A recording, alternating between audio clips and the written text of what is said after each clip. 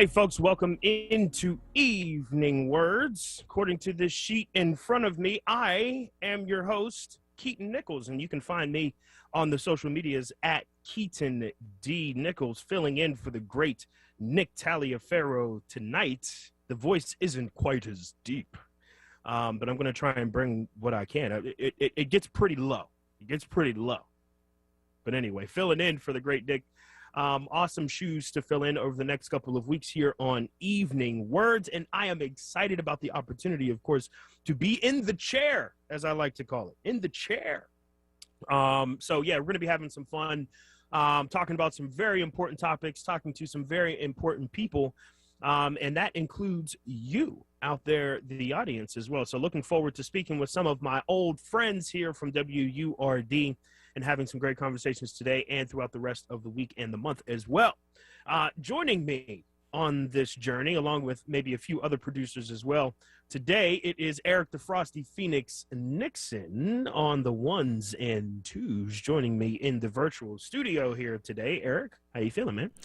Technology is so finicky, but other than that, I'm pretty good. Hey, listen, man, I have been my own producer for the last year. What is it, August? So for about a year and a half, I've been my own producer, Eric. And if I didn't say so before when we hosted together for a few years, I really appreciate what you do every single day. I hear it in your voice. It is a lot. I hear it in your voice. It is a lot, man. Oh, my goodness. So I appreciate folks for joining me here on the show. As I mentioned, my name is Keaton Nichols. For those that are unfamiliar, I used to host a show at WURD there in the evenings called The Lounge. Some people might refer to it still these days. I'm going to do my best. My number one job, my number one objective when sitting in the big chair here at WURD nowadays is not to refer to the show that I'm hosting as The Lounge. That's going to be the number one challenge, Eric. For every time that I do this, you have to dock me 10 points, Eric. That's the rules. You bringing that point thing back? Invented. Listen, man, the points never went anywhere. They never go to. Okay, you know what? Let's get that straight from the beginning, that the points never went off the board. I never made any sort of announcement, Eric, that the points were non-redeemable or that the game, if you will, if you want to call it that, is over. So you're doing the opposite of that. Look at it, we're still doing points. You're doing the opposite of that other game. You know, the one where you always lose it when someone mentions it, as if you lost the game. Is that how that works? No, now you're saying there's a game. There's a game where you have points, and that's the thing that annoyed me, is that there's this game where now I know I don't know how I can win, but I just accumulate points. Listen, it frustrates Eric that there's such a lack of organization to this whole thing, but I think it's really quite simple. And we're actually about to get into one of the other aspects of the game, if you will, even though we never talk about the game. It's like Fight Club, as you mentioned. You don't actually talk about the thing. You just talk about the effects, if you will, of the thing. Am I making any sense, Eric? You are, and none at the same time, and I'm going to just let you roll with it. Anyway, the other part of the game is you out there can earn points, too, by calling in 215-634-8065 or toll-free 1-866-361-0900. For the people that listen, you guys know those numbers quite well. For those that are joining us or that will be joining us on social media later, of course, you can follow us on social media, facebook.com/forward, FORWURD, and you can catch a live stream of the show right there, the visuals and everything. Get the full, Keaton experience, whatever that's worth to you. You can check it out on Facebook. You can leave your comments there, and we'll do our best to bring those comments to the show as well. So a number of ways that you can comment and rack up on these points, if you will, and also sharing from your page, worth a lot. That one's worth even more. So make sure you do that. Share that on your pages. Share it on your Instagram, however you wish to do that. So we're going to get started here on a Monday with some headlines in just a moment, what's happening in the news, and get a chance to talk with you about those headlines as well. Coming up later in the show, we'll talk with Stephen Hutchinson of Power Tax. Of course, he is now an author. He's a speaker. He's an entrepreneur. He has done a number of things since, the last time we probably talked with Stephen, Eric, which was, of course, we were like talking actually about taxes. Stephen Hutchinson is just a wealth of information as well. So I thought that could be a good conversation to have post-pandemic about our finances. making Actually, sure we're getting our finances right. he's my tax guy. I would say that it would be weird at this point if he wasn't your tax guy. Right. Like, as much time as we spent talking with Stephen Hutchinson on the lounge, of course, he was the lounge's official, unofficial tax person, right? Like, I don't know what the title was. I don't know if we called him the tax czar or something. Something like that. But, like, all questions related to taxes went to Stephen. So we're going to bring him back on the program today. It's not tax season, but there's a lot of important things to talk about as well. So that's coming up at 5:40, Eric, if that sounds good with you. And then we'll have our friend, of course, Jovan Alford of TSL Sports to come in and talk some sports at 6:20. What do we got? Eagles training camp is opening up. Jalen Hurts is the starting quarterback. We got a black quarterback here in Philadelphia again, Eric. I don't know what the politics that I'm going to ask Jovan, because Jovan has lived in Philadelphia his whole life, and he's a lifelong fan, and he's seen obviously the iteration of the last several black quarterbacks here in Philadelphia. This one's kind of different, a little bit new of a situation, so we'll ask him about that if he's ready to handle that pressure, and we'll see if he has time to talk to us about Ben Simmons too. Biggest trade name in all the NBA. That's coming up in sports at 6:20. So make sure you stick around for the whole program. Up and until then, we're discussing topics with you. 215-634-8065. Toll free, 1-866-361-0900. Eric, did you have a good weekend? I trust that you had a good weekend this weekend. Good and busy. Good. Did you watch the Olympics?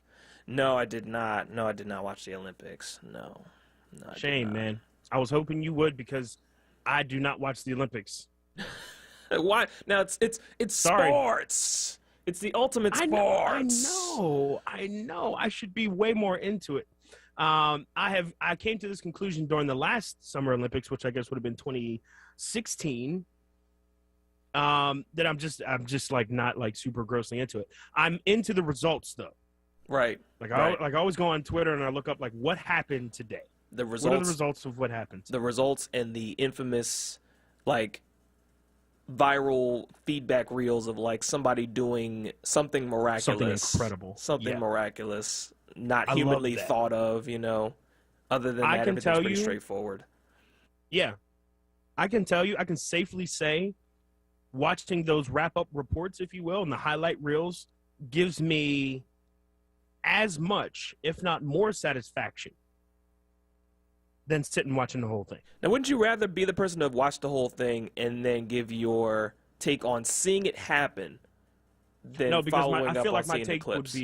I feel like my take would be unnecessarily negative. I would be unnecessarily critical of the entire affair. I don't know what it is. It's not that the Olympics is uninteresting to me, or maybe it is. We can explore this. It's just that I'd just much rather watch the results, see what happens, see if anything impactful happened, and then we can move on. But you'd rather watch in baseball. The paper the next day. But you'd rather watch baseball. I would. All of the innings. Yeah. Then the Olympics. Yeah. I don't know. It's just more exciting to me. That's a tough thing. When you put it that way, it sounds really bad. Mic drop. Yeah. It sounds really bad. But anyway, something I mentioned the last time I was here, in the virtual chair, of course, Eric, is that, and this was like the prelude up to the Olympics, the trials were going, and of course the whole situation with Sha'Carri Richardson. She actually tweeted something out over the weekend. I don't know if you saw this, or maybe it was on Friday, that she tweeted out. Did you see this, Eric? She tweeted out, "You miss me yet?" or "Missing me yet?" like something like that. No, I didn't see that. That's cold though. That's kind of cold. I don't know how I felt about that. I was like, I know you're like the hot thing right now, but I don't know if you should necessarily play on that.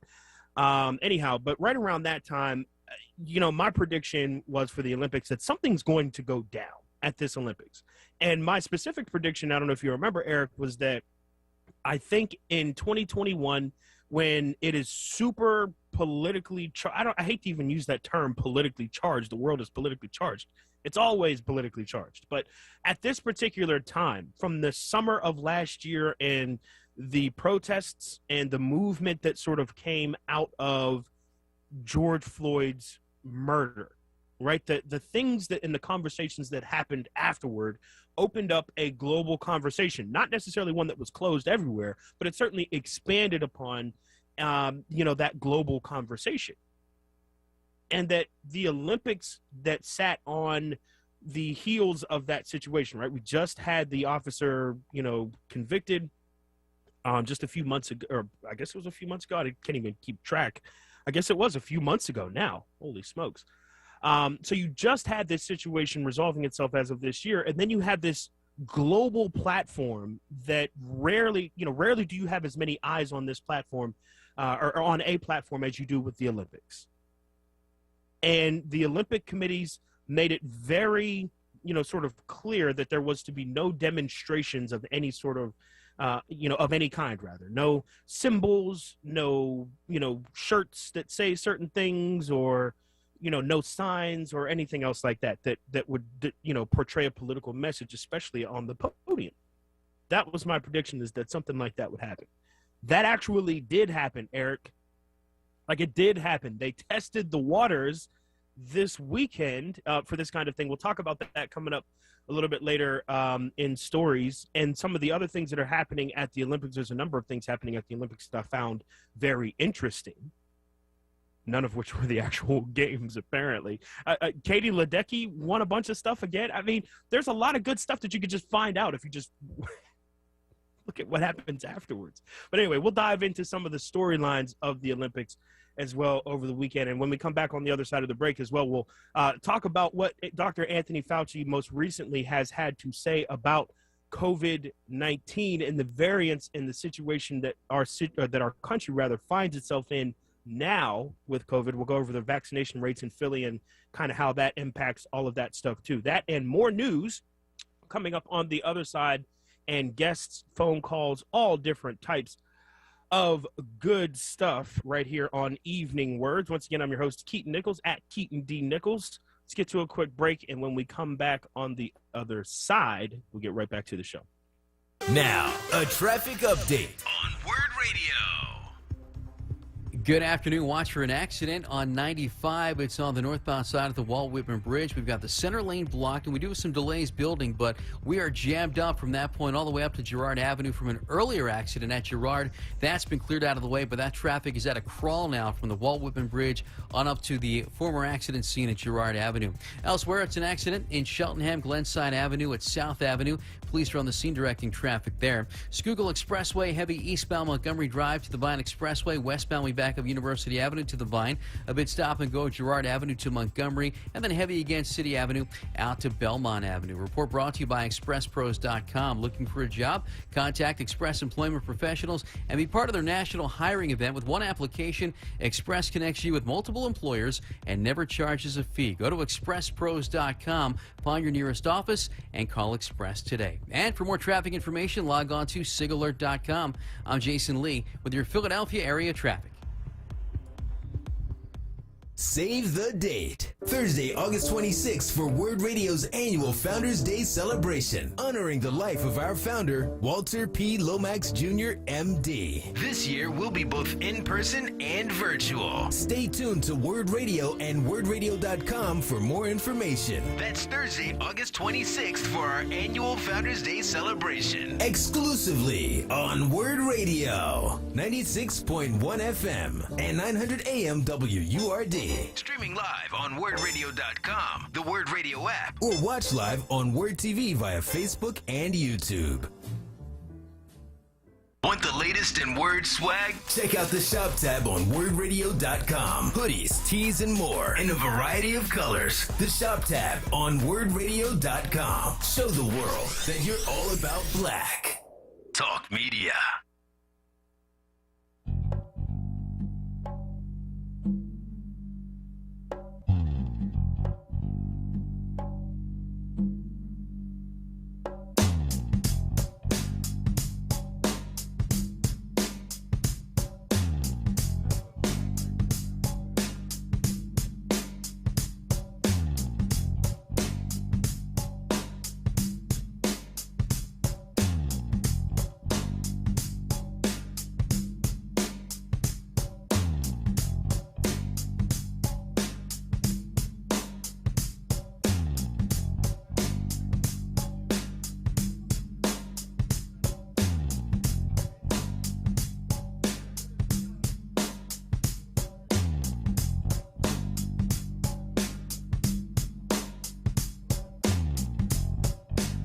TV.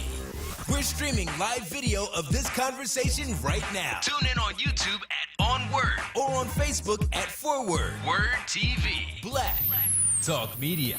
You're listening to WURD Radio, 96.1 FM and 900 AM WURD. Independent Black Media.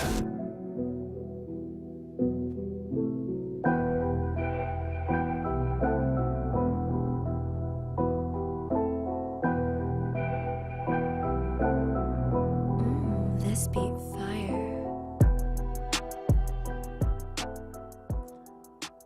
Hey, welcome back in. It's Evening Words right here on WURD 96.1 FM, 900 on your AM dials.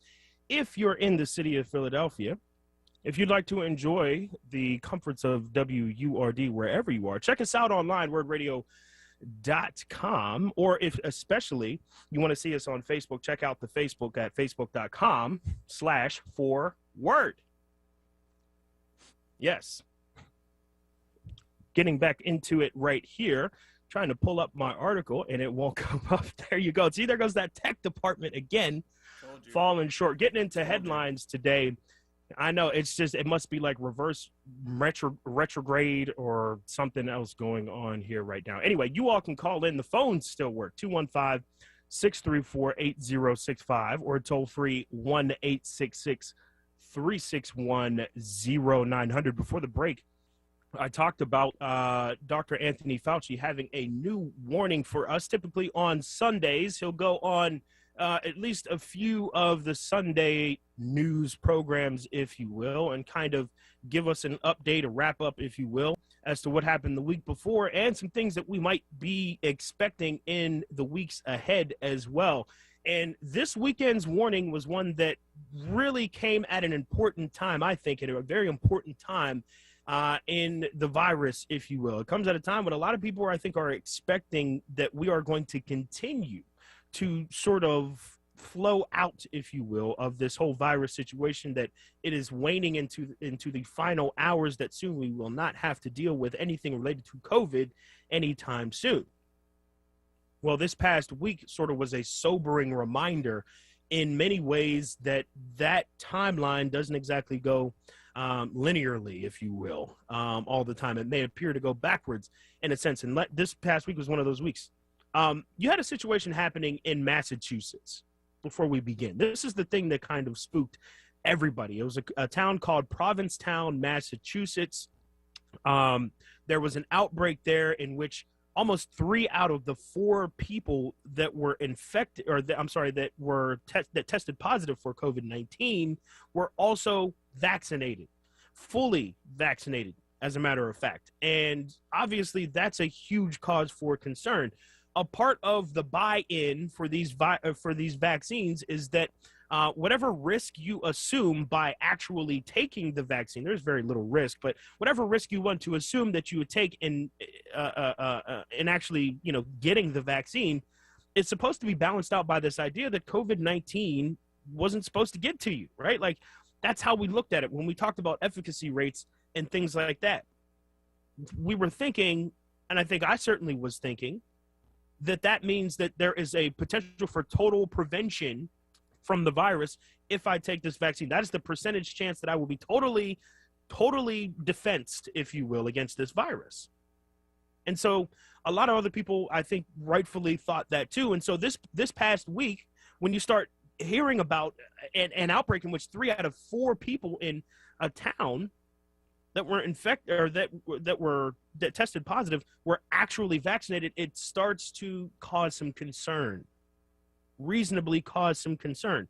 It's juxtaposed against 2 or 3 other storylines related to COVID. In the past week and a half, let's say, you've had the federal government on top of a number of other entities, large entities here in this country, that have instituted, for lack of a better term, vaccine mandates. Now, they're not calling them vaccine mandates, but that's absolutely what is going on. We have reached the point in the virus, and this is what Fauci said maybe about 2 weeks ago, but we've reached the point in the virus where, you have an interesting group of people left unvaccinated, right? Like the people who are left unvaccinated are the folks who are making a very strong and conscious choice not to not to get vaccinated at this point. These are people that have watched 600,000 or more. Actually, they've watched more than 600,000 people in this country, I should say, die from coronavirus. And after that, they've watched the individuals, 99% of which who have gotten vaccinated, not catch any sort of COVID. They've also seen 99% of the individuals since vaccinations have started, 99% of the individuals who actually have gotten sick and died from COVID have been unvaccinated. They've watched all this stuff happen, and they refuse to get vaccinated at this point, despite having numerous ways that that can be done, despite the availability of vaccines reaching farther than any sort of public project we've seen in years, at least. Despite all this, you still have this group. They are the most rigid refusals, if you will, of this whole situation. And among those rigid refusals, you have a separate sort of pandemic going on, one in which the Delta variant and a few other variants at this point as well are ravaging through the community. Not any particular ethnic community, just through the community of people who has now decided that they will not get vaccinated. Your body, your choice, I get that. We've had that argument before. But at this point, this is the reality. These are the facts. If you're unvaccinated, you're exposed to something that 99.9999999% of us are not. And the virus is going to become dangerous, not so much for the people who are vaccinated, but more so for the people who are unvaccinated, because they can still get really sick and they can still really die from this. So that's the situation that we found ourselves in coming into this this past week, where we got the news that, hey, there's some parts of the country where people are still getting sick. They're still spreading infection, and they're fully vaccinated. Great. Another thing to give us some lack of assurance in what we're hearing when it comes to this kind of stuff. But anyway, Fauci warned this past weekend that things are going to get worse before they get a little bit better in this situation. And I've heard this one before. I've heard this one because right around this time, it's a little bit after Independence Day, and in the following months, Dr. Fauci and a number of other health officials warned something similar last year, that things in the winter and fall months are going to get worse. They're going to get really bad at certain points. And I think we kind of heard him, but we weren't really listening. We weren't really digging into what was being said there, because the next couple of months, despite warnings, despite the fact that we had a game plan for attacking COVID coming into the fall and winter months of last year, despite all of that, everything that Dr. Fauci predicted would happen still ended up happening anyway. The preventative measures that we could have taken to kind of get out ahead of this as a country, we did not. Now, certain areas did better than others. Certain states did better than others, seemingly depending on who your governor was. But overall, we have this situation here a year later. It still exists, and it's still very dangerous. People need to understand that we are not tailing off into the end, into the twilight of the coronavirus at this point. That this is rather a very important block in the middle of this story that we got to get through. I would like to get back, and I would like to be public and social. I would like to go places and not have to wear a mask and everything else like that. I would like these things too. This sounds great. But we're not getting there. We're not moving there. We're not moving towards there at all. And that becomes something that I think is very disturbing when we don't listen to these warnings that Dr. Fauci gives us on these weekend shows. When we go into the next steps thinking, let's just see what'll happen. It really frightens me. I've said this a number of times before, that I do believe, and I think it's not like a belief thing. It's true that the virus whether it's COVID-19 or the Delta variant or the British variant, the UK variant, what it was a little bit ago. I mean, this virus has continually been ahead of where we are as human beings. The virus has proven that it's willing to go places and to do things that we as human beings are not willing to do. So when we find ourselves behind the eight ball, time and time again, despite previous warnings, I have to question how ready we are for any sort of whatever the next step of this virus is. I'm concerned. I'm also concerned that any moves backwards, having to wear masks indoors again, which is now the CDC recommendation, even for vaccinated people. I fear that people won't be able to process, sort of what this means as to the beginning and the end, marking the beginning and end of this virus. But that's just me. Tell me what you think. 215-634-8065. Hit us up online as well. Facebook.com/4word for a live video. Leave us a comment and we'll read it just like Gary Butler Sr. He says, hey, Keaton, what's going on, Gary? I appreciate you listening out there. Let's go to our phone lines where we've got Prince calling us from Schuylkill first up on the line. Prince, how you doing? Hey, man, how are you? I'm doing well, man. Doing well. We suffer with this inconsistency, which breeds upon us the rebellion kind of attitude. And where I am disturbed is that we've seen more movies in this pandemic dealing with the purge. And all we need is for people to have a reason to want to go after the people that are not vaccinated, just to begin the process of purging people. And so I think that we as a race, just African Americans, have stopped using our scientists and our best judgment and our best black schools to get a thorough understanding of this. Everything's about the 6 o'clock news, deliberated by either Caucasian people or people who are African American who've been in the industry long enough to think and display information like Caucasian people. And so I'm not trying to make this a racist issue. I'm more so making it there's some people who know, and there's a vast majority of people who don't know, and that's unsure. And that makes it even dangerous because they're flowing with the autonomy that they can do what they want to do until they either get sick or until it hits them or until the government proves that whatever they're saying is either correct or incorrect. Yeah. I think you brought up two really, really important points, Prince, of things that I've noticed. I think the first thing, like you said, there's an obvious split that's going on. I talk about this on my podcast, that two Americas are beginning to form as a result of not COVID. It's not COVID itself that's splitting America. America. It's this political issue of what to do in response to COVID is going to end up being the thing that splits America. Sometimes, look, I love freedom and all that other stuff that, you hear about in the history books, but, sometimes it comes at such a cost to us as individuals here in this country. Sometimes we as Americans try to be so free.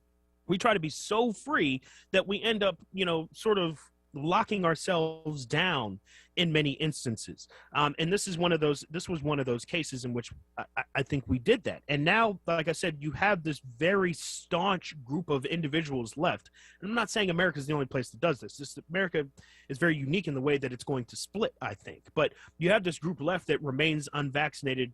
And like you said, Prince, there's a number of issues, there's a number of reasons as to why that might be. I'm not saying that these people are all conservatives, or if you're unvaccinated, you must love Trump or something like that. But there is a splitting rather of the Americas that I see happening right now, that vaccinated America is going to want to be free no matter what cost it has to them. And that no matter how silly it might seem to say to yourself, I'd rather risk what has proven to be a deadly and infectious virus rather than risk whatever's coming to me if I get a vaccine, right? Like, that's a very strong group of people that we're talking about here, and they're going to be very separate. America does not have the hammer of force, if you will, legislatively. It's not going to use its hammer of force to come down on people who are unvaccinated. They're not going to force them. We see riots going on in France right now over vaccine passports. They're not forcing anyone over in France right now to get vaccinated. But you can't take the train. You can't go to the movies. You can't go to certain places. You can't walk in unless you prove you are vaccinated or have a negative test. There are people who are protesting that right now. So the idea that America or some aspect of America would have enough push, enough force, if you will, to make people get vaccinated is ridiculous. It's not going to happen. So the people who will remain unvaccinated, that's just going to be their version of America. They're going to be able to go certain places. They're not going to be able to go certain places. Vaccinated America, same thing, right? They're going to have their places that they can go, and unvaccinated America, they're not even going to want to go to those places, those pizza, those food spots or those clubs or the trains or public transportation that would dare allow an unvaccinated peasant within their space, right? Like, these are the things that are going to start happening as a result of this split. And it all starts, I think, with the political environment that we had at the beginning of this, under a different presidential administration, from a different federal administration. You had somebody else saying, "Look, I'm going to leave it up to the states. If you want to listen to these doctors and medical experts, then go ahead," right? And not having that sort of uniform leadership in the federal government and those federal agencies that were tasked with making sure that we were all going to be okay from this, not having that sort of synchronicity, if you will, was damaging to how we are dealing with the virus right now. And there exists, it further perpetuated, let me say, a distrust that I think a lot of Americans have with their governments on a number of levels. First, the federal government, which we feel probably most disconnected to at this point in our lives. We certainly felt a level of distrust there. But then on the state and local level, these governments which were overwhelmed with this task of having to figure out what exactly was right policy for the first time this ever happened, this ever showed up in the world, right? And people began to build up a resentment towards, here in Pennsylvania, people began to resent Tom Wolf. And I'm like, what do you hate Tom Wolf for? What did he ever do to earn your angst in this situation? But that's what it was. That energy had to go somewhere. And to bring this all back around to Fauci, I do think that when Fauci, talks about this kind of stuff on the weekends, that he is no longer saying, this is the most logical thing that we need to do. This is the most logical thing that we need to do to beat this virus, A, B, C. I think he's realized that standing before the American people and making a statement, about what we need to do is something that's tricky. It's a slippery slope. Some people aren't going to believe him. And I think a lot of times these warnings come whenever he says it's going to get worse before it gets better. He's saying this knowing that there's still that population that's going to refuse to do what needs to be done. And that might be a sobering reality. We might look at this news and say, oh, man, here we go again. Are you serious? It's frustrating. But let's keep in mind that I think the advice that we get from the CDC and from Dr. Anthony Fauci keeps in mind that not only are the smart people, if you will, the wise people under the umbrella of their advice, but also some of the people who might ignore the advice are also within the, under that umbrella of advice as well. Sometimes this advice is given for the whole of the people, not just a part, not just the portion that listens. Tell me what you think. 215-634-8065 is our telephone number, 215-634-8065. We'll talk more headlines and have more of your phone calls after the break. And in the 5 o'clock hour, we'll speak with Stephen Hutchinson of Power Tax. We've got sports later in the show with Jovan Alford. Don't go anywhere. More evening words with Keaton Nichols coming up right after this. Hi, this is John. Hi, this is Juanita, owners of JD's Auto Body and Painting. We're located at 6300 Wayne Avenue, right there at the intersection of Wayne and Washington Lane. We really like to thank all you WURD listeners for the support that you've given our business, and we really hope to see you in the future. JD, tell them about our products and services we have. We have a new state-of-the-art paint shop along with our body shop and detail shop. We can help you with the dents and scratches from the winter season. Come to JD's Auto Body and Painting. Come on out and check us out. We're still still honoring that WURD 10% discount. Give us a call, 215-848-5949. Again, 215-848-5949. Thanks again for supporting our business. We really appreciate you. See you at JD's Auto Body and Painting. Morning, Mama. How you feeling? Great, and I'm ready for you today. I'm checking in on you. Morning meditation? Check. Dressed and ready to work out? Check. Check your blood pressure yet? And check. Boom! Great job, Mom. And about those gold earrings? No, ma'am.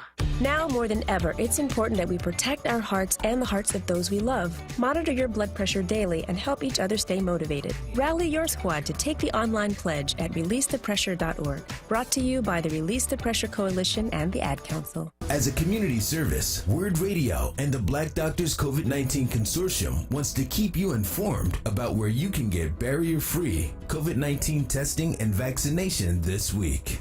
Tuesday, August 3rd and Thursday, August 5th from 10 a.m. till 4 p.m. at Deliverance Evangelistic Church, 2001 West Lehigh Avenue in Philadelphia. For more information, visit blackdoctorsconsortium.com.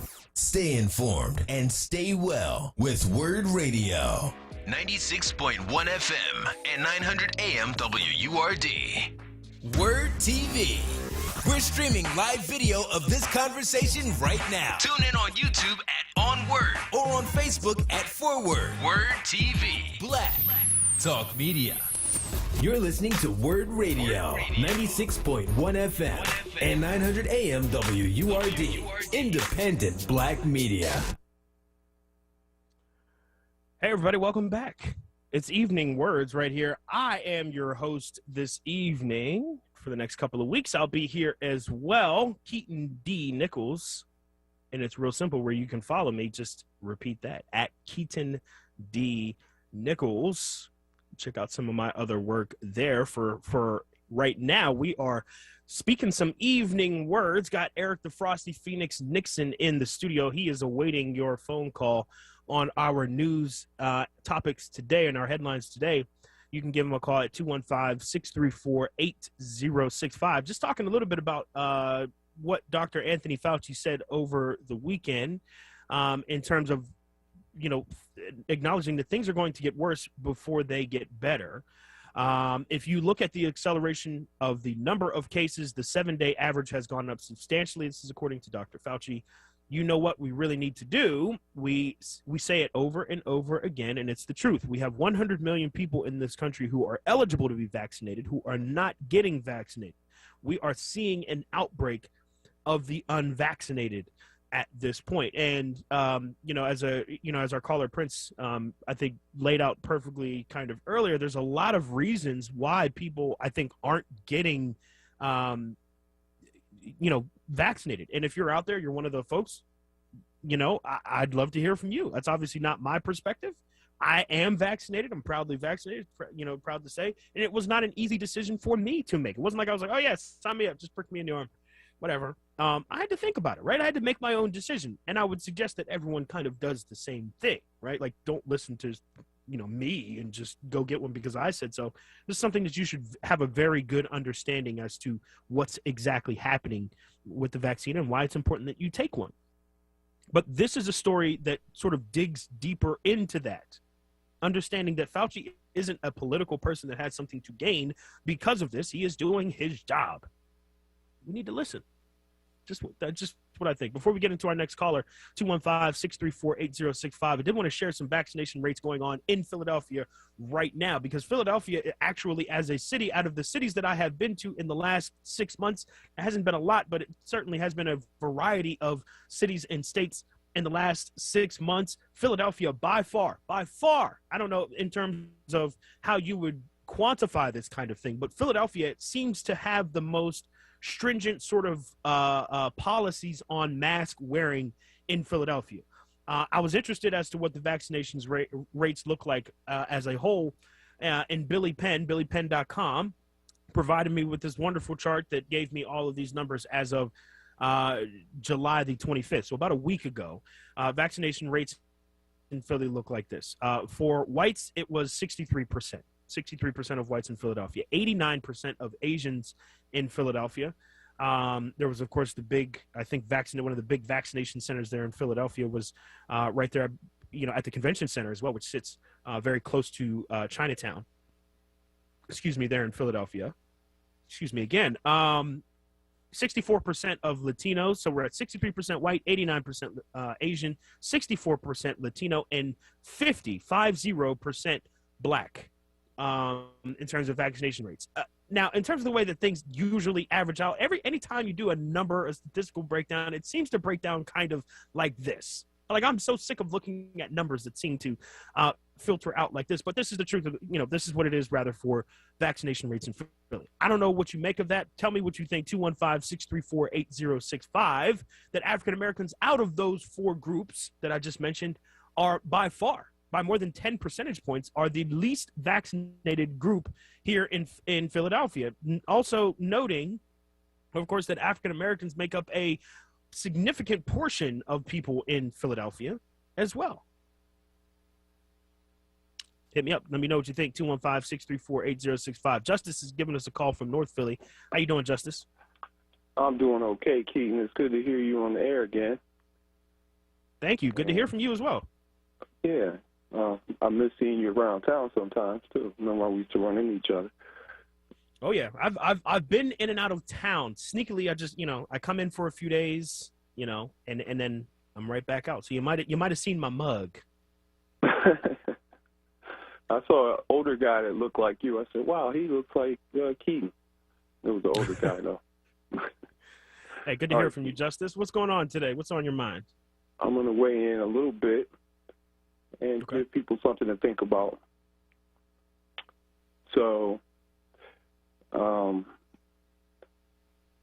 generally, 1% of the population dies every year.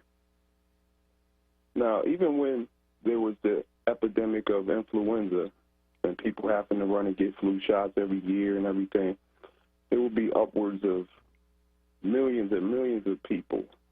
The highest number I've ever seen was 45 million people caught influenza that year. And that year, 400,000 people died that year. So that's still on the lines of what we have now. The numbers are a little higher with the COVID, but it's still roughly 1% of the population. So if you have 325,500,000 Americans, that's just a rough number, and then you lose 500,000 Americans, you still have 325 million Americans, which is 1% of the population. Now, I was thinking if there was a real situation, a serious pandemic, then you would see more people not able to walk down the street, or they would be falling and can't breathe, or just passing out, dying all around you. But I haven't seen anybody do that. And I've been in every section of the city, and no one has ever just died walking down the street or passing out, and all of these numbers of people.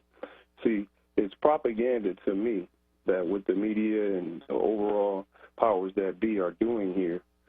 They even went to a hospital room of a black lady who caught this virus and went to her hospital room to shame her, to say,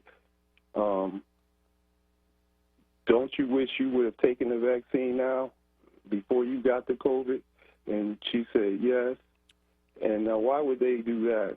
Go to a hospital room of a black Justice, lady? your idea here is that it's kind of more conspiratorial what's going on with COVID, or that COVID is real, but it's just not that big of a deal. Which one? Well, the overall thing, and what I want you to do is to everybody look up patent number 060606, and that'll tell you. I've heard about that theory before. No, do not you heard believe about. that it's something that is not real? That's what I'm saying. I'm asking you though. No, do you think that COVID is something that is not real, or that it's real and that the effect is not something that we should be concerned about? Because I've heard both. You should be concerned, but you need to protect yourself with your mask. And it seems that just protecting yourself with your mask made the influenza virus go down 98% last year, to where there was only 2% of reported cases of influenza. So the only way I can look at that is to say the mass must have shut down influenza, because if you had 2% people who caught just influenza and everything else was coronavirus, then to me, I think that the data is a little bit deeper than that. I can understand what you're saying because, there were people who were washing their hands, a lot more. There was they were sanitizing a lot more. There was a lot further distancing, and as you say, masks were being worn as well, which is a good preventer of airborne or air. I'm sorry, not you know what I mean, air delivered, if you will, viruses. Aerosol, this is a viruses. whole scheme to control the world's population, Keaton. They don't care what color you are. It has nothing to do with color. That's where I have to disagree with you on that one. And here's why. Like when this thing first broke out, there was a understanding that maybe somebody did this intentionally. Someone's doing this on purpose. But I think when you look at what the effect that COVID has had on the entire world, nobody has won. Nobody is winning from this, right? There's a few like super billionaires that have increased their wealth. That seemingly is going to happen no matter what. But this hasn't really been good for anybody in this particular situation, right? Like there is not a group of people, a big enough group of people at least, that I would believe would benefit, or even individuals that would benefit from what we've seen in the coronavirus, and also the effect as well. Not just the effect of people dying, but what that means to a society.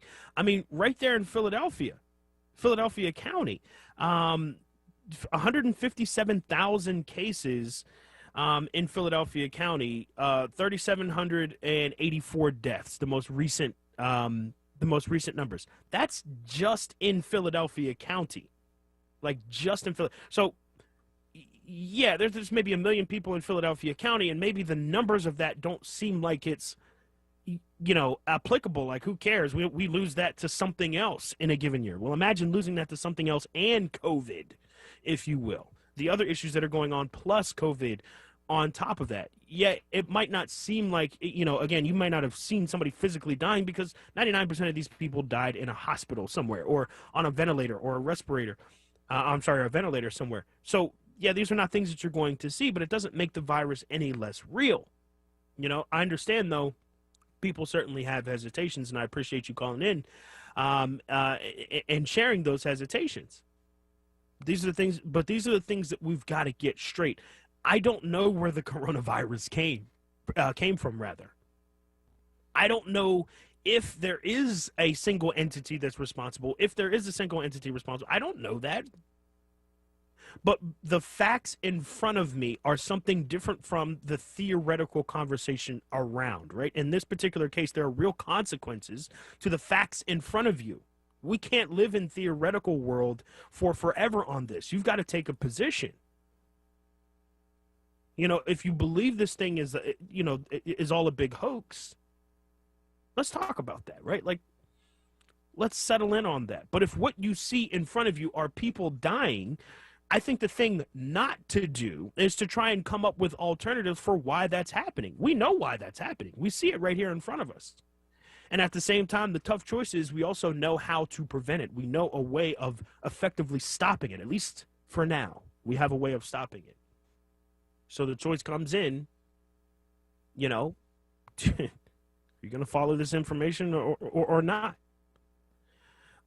That's one thing that I think, we've got to be able to understand this a little bit better. And I think we have to have the reasons, sort of made up in our minds, but I appreciate you calling in and sharing with me that opinion. Let's get to a quick break. And when we come back on the other side, let's talk about what Democrats are willing or not willing to do to address the potential homelessness issues that we have both now and the ones that are potentially on the horizon with the most recent eviction moratorium ending. Let's talk about what that means for everybody. 215-634-8065 or toll free 1-866-361-0900. Hit us up on Facebook, facebook.com/4word. You can leave your comments there as well, and we'll get to them on the other side of this break. We'll be right back. Hey, WURD family, did you hear? It's official. The Colorectal Cancer Alliance just announced the new age for colon cancer screenings has been officially lowered to age 45 for everyone. If you are 45 or older, it's time to get screened. Go to WURDradio.com and click on the Go to Know banner to register for your free at-home screening test. Did you know colon cancer is largely preventable with on-time screening? And there's a 90% survival rate when caught early. African Americans are 20% more likely to get colon cancer and about 40% more likely to die from it than most other groups. So for the next 3 months, you can go to WURDradio.com and click on the Go to Know banner for your free at-home screening test. A screening navigator will contact you to ask a few questions and help you get screened. It's that simple. Again, just go to WURDradio.com, click on the Go to Know banner, and fill out the form to request your free at-home screening test. Go to Know today. Join WURD for the Summer of Freedom Neighborhood Love Tour. This year we celebrate West Oak Lane, Mantua, North, West, and South Philly. I'm Tiffany Bacon, and I'll broadcast live from a different neighborhood each Friday from 10 a.m. until 12 noon. Our next stop is South Philly at the Marian Anderson Rec Center, 740 South 17th Street on Friday, August 6th. Enjoy live performances, meet special guests, and stand with WURD. Be a part of the movement to amplify the voice of the Black community. Show your support and join or renew your WURD membership on site. That's the Summer of Freedom Neighborhood Love Tour at the Marian Anderson Rec Center from 10 a.m. until 12 noon on Friday, August 6th. WURD, showing love this summer. The WURD Radio Neighborhood Love Tour is sponsored by Comcast and supported by Pico, Keystone First, and Ready Set Philly. Be there this Friday at the Summer of Freedom Neighborhood Love Tour and stand with WURD Radio to amplify voices of the Black community as a digital WURD member for as low as $5 per month. And receive a free gift for signing up. See you on Friday and join Tiffany Bacon, 10 a.m. till noon at the Marian Anderson Recreation Center, 740 South 7th Street, or visit WURDradio.com. Start or renew your WURD membership today. This is WURD Radio, 96.1 FM and 900 AM WURD Philadelphia. Streaming live on WURDradio.com, the WURD Radio app, or watch live on WURD TV via Facebook and YouTube. WURD Radio, independent Black media. WURD TV. We're streaming live video of this conversation right now. Tune in on YouTube at onWURD or on Facebook at ForWord. WURD TV. Black Talk Media. You're listening to WURD Radio, 96.1 FM and 900 AM WURD. Independent Black media. Welcome back. It's Evening Words. It is 5 p.m. right here on the East Coast, and it's 2 p.m. on the West Coast. I'm your host, Keaton Nichols, and I don't know how many people are listening on the West Coast, but I hope you found that time check useful. You can catch me on the internet at Keaton D. Nichols. That's at Keaton D. Nichols, sitting in for the great Nick Taliaferro. He'll be back in a few weeks. No worries. I'm holding it down until then, talking to you, the people, out there. You remember that, Eric, the Frosty Phoenix Nixon, who is producing, by the way, in the studio and doing a fantastic job at that. But do you remember that? The people. The people. The people. I tell you, we used to have some really good drops. That is one thing that we are not going to have about this presidential administration is as many quotable moments. But I do not miss them, not one bit. Let me know what you think.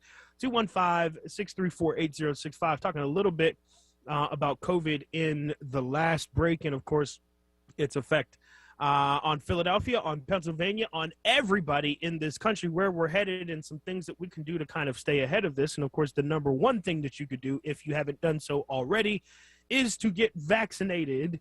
It does seem as though we have reached the point again in the pandemic where the remaining folks probably won't get vaccinated, and that in and of itself, those remaining folks that will not get vaccinated, seem to be a what do you call that, Eric? Like the bubbly pool that you see in like video games and stuff like that, where like creatures, is it a brooding pool? It would be a breeding pool or cesspool. Oh my goodness, I don't know why my brain went totally blank. It is a cesspool. Thank you, Eric the Frosty Phoenix Nixon. It is a cesspool for this new Delta, not new, but for the Delta variant and other newer variants on COVID-19 to grow and to grow stronger. Spread among this Delta variant is very high, even amongst vaccinated individuals. So before dealing with issue number 2 or 3, we haven't gotten past issue number 1, which is the whole vaccination thing in the first place. That, of course, is going to be causing some stress, going to be creating a split America. Now, one of the other issues that's going to, sort of come out of this, because this past week we had the end of the eviction moratorium that the CDC put into place originally, I believe, last September 2020. That is set to expire after several extensions, and then the Supreme Court coming in and ruling that the extensions weren't even really legal to begin with. But after that last one, it was like, you can't have any cookies, but after you finish that cookie that you got in your mouth right now, no more. That's what the CDC said about the eviction moratorium. So now that creates a definite situation where you could have a lot of people who are homeless or considered in some version homeless because of that end. Landlords are going to want their money. Renters aren't necessarily going to have it right now. And so that's obviously where it's going to sort of clash. So obviously Congress could do something about this. Last Thursday was their opportunity. They chose not to. And this is, of course, within the hands of Democrats themselves to do something with this, although they did not. They did not. We'll get into it more here in just a second. But homelessness can certainly cause a stress on a lot of things that are going on. Let me go to Joseph, who's given us a call in Massachusetts that wants to talk about this very subject. Joseph, welcome back to the program. Joseph from Massachusetts. Good afternoon, Pete. How you doing? I'm doing well, man. Long time. Yeah, the homeless problem. There's different level of homelessness. Drug addiction, people losing their job, the severe mentally ill. But there's 73,000 homeless people in New York City, 65,000 in L.A. County. Massachusetts here got 20,000. You know what the problem with the homeless problem is? It became a money-making scam for the system, and it starts with the drugs. When you had the homeless problem, the soup kitchen get money from the government. They hire case managers, social workers, psychiatrists, probation officer, the law enforcement. They make overtime. The judge make overtime.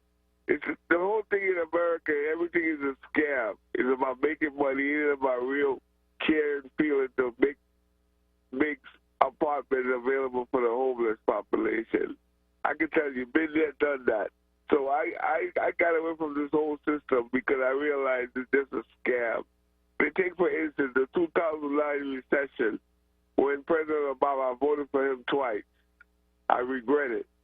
He took $750 billion of taxpayers' money to bail out Wall Street. And then some of them people cooked the book because they knew that he'd have bailed them out. And only 200,000 people in Wall Street benefited from that bailout. But yet 5 million families lost their home. And those people was already rich. 5 million families lost their home. The media, I'm a communist. And like Karl Marx said, capitalism will eventually destroy itself. And that's what happened to America. Slowly but surely, America is destroying itself unless we change course. That's why I supported President Trump. You have to be bold and go after the big problem. When America is 4% of the world population and utilize 60 to 70% of the illicit street drugs, you go to a place called Methadone Mile here in Massachusetts Avenue by the Boston Medical Center, and you'd be amazed how many people out there are drug addicted. Now you telling me they don't know where the big load with that much drug being used? This is not from the street dealers. This is coming from on top. The same people fighting the drug problem is the same people pushing the drug problem. Let me bring this up. Let me bring this up for you, Joseph, because I think you're bringing up a lot of points. So I don't want the people that are out there to kind of lose what's being said in your response here, because you actually are touching on some things that I think are important for us to stop and check here for just a second. You had mentioned the number of entities that are sort of tasked with homelessness. It's a great part of what I was what I wanted to talk about related to this issue. Homelessness does contribute as a society into what happens with that society, with that area, with that city, with that neighborhood, with that street, whatever else like that. It's not just an issue of, one entity, the police or, the Department of Homeless People or something. I know that's not what it's called, but it's not for one single entity to sort of take on. When we think about what, you had mentioned Karl Marx as well, and that saying, America is going to destroy itself because it runs on the fundamental rail system, if you will, of capitalism, which is meant to destroy itself too. I think something that Karl Marx could probably get down with is the idea that people in and of themselves don't live on these sort of islands. You are not, if you live in a good house or you live in a good neighborhood or whatever else like that, it's not just because you as an individual worked really hard to get that, right? We in America love to sort of frame the conversation about the haves and the have-nots. We love to frame that conversation within the scope of hard work and, execution and stick-to-itiveness and these, kind of other positive sort of things. So on the flip side, when we see an individual that does not have a home, that is homeless, or that may literally be living on the streets, we frame that conversation within the same sort of realm, and we say, well, much like the person on the hill, the family on the hill that has everything that they want, that worked hard for it, this person has what they have, maybe because this is what they deserve as well. If we start thinking of America and Americans as these sort of individuals that individually make up what their outcome is, then I think it's easy to sort of overlook people who are homeless and the situation around homelessness as not being something that you, as being a part of that society, can solve and can help as well. I do think that there need to be a number of entities that are approaching and attacking this issue of homelessness. And I think that about a number of things in not only the city of Philadelphia, but everywhere as well, that it should be more of a group approach to it. So I will say that in terms of homelessness. But on the other side, I do think that we have a political system that has been tasked with finding the answers to these sort of questions. I can philosophically say we as a society, all of us here in this society, should be willing to take on the idea of homelessness because of how it affects us as individuals. And therefore, our representatives, which represent who we go out and vote for, at least we should, those representatives should then carry that water, if you will, onto what's happening. So evictions right now are a big deal because of the end of the moratorium. And thank you, Joseph, for the call. I appreciate that. But, evictions right now are a big deal right now because of this moratorium end.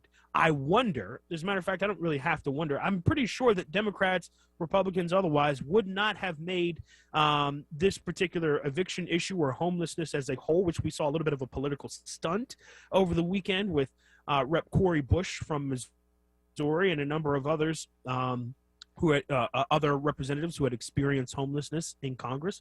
We saw them camping out on Capitol Hill to hold it down for the homeless people. And to say, look, I've been homeless. There are other people out here who are homeless that need our help too, right? They did a little bit of a political stunt. Well, the Democrats are still in charge right now, and they do have an opportunity to do something about this, both from an emergency perspective, as in like CDC moratorium, and Saturday something needs to be done. They both have a chance to do something to patch the emergency and to set this straight moving forward on homelessness and a number of other issues, but we're talking about eviction and homelessness right now. But the Democrats have an opportunity to do something here.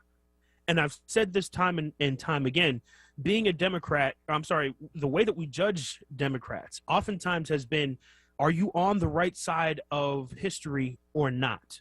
Have you said the right thing or have you not? Have you represented the right causes, the right groups, the right organizations, or have you not? And oftentimes the success of these groups is sort of baked into that question, into those sort of dichotomies, if you will, which means that Democrats have oftentimes gotten off the hook, if you will, by simply gotten off the hook, rather, of actually taking action by simply agreeing with the thing that seems most popular, at least in a city like Philadelphia.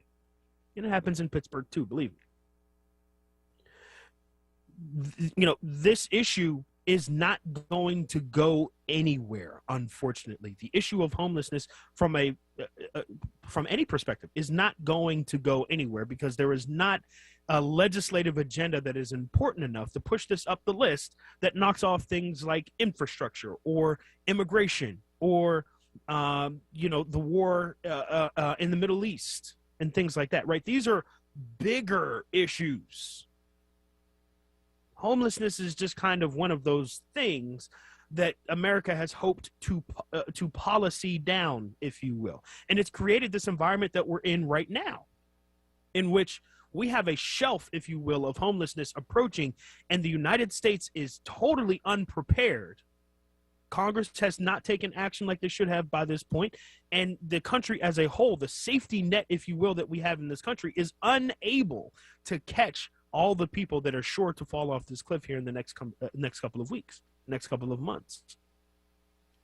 If we're going to solve the issue, it most certainly is going to take all of us. It is going to take every single one of us to solve this issue. But I guess, a question that I have for the folks out there, if the leadership at the federal level, the ones that control the biggest flows of money for this kind of issue, are unwilling to prioritize this, how do we then approach it, the rest of us in society? How do we then approach that? Because homelessness definitely has an effect on how the rest of the neighborhood goes, what crime is like. How nice your area, how beautified that it could be at any particular point. I mean, those are just two things, but homelessness affects everybody. Let me see what you think. 215-634-8065 or toll free 1-866-361-0900. Also hit us up, facebook.com/forward, FORWURD. Let's go to Charles giving us a call in Sharon Hill. How you doing, Charles? Hi, how are you today? I'm doing okay. How are you doing, Charles? Great. My opinion, homelessness in the United States is, just like you said, it's more on a federal level. There's laws that need to be implemented that will help out the people that is in need. And when I say in need, it's like a certain amount of children cannot live off $7 an hour and afford to pay for apartments and take care of their children and with basic needs of the United States. It seems like our laws, they get richer, and we already know that the poorest is getting poorer.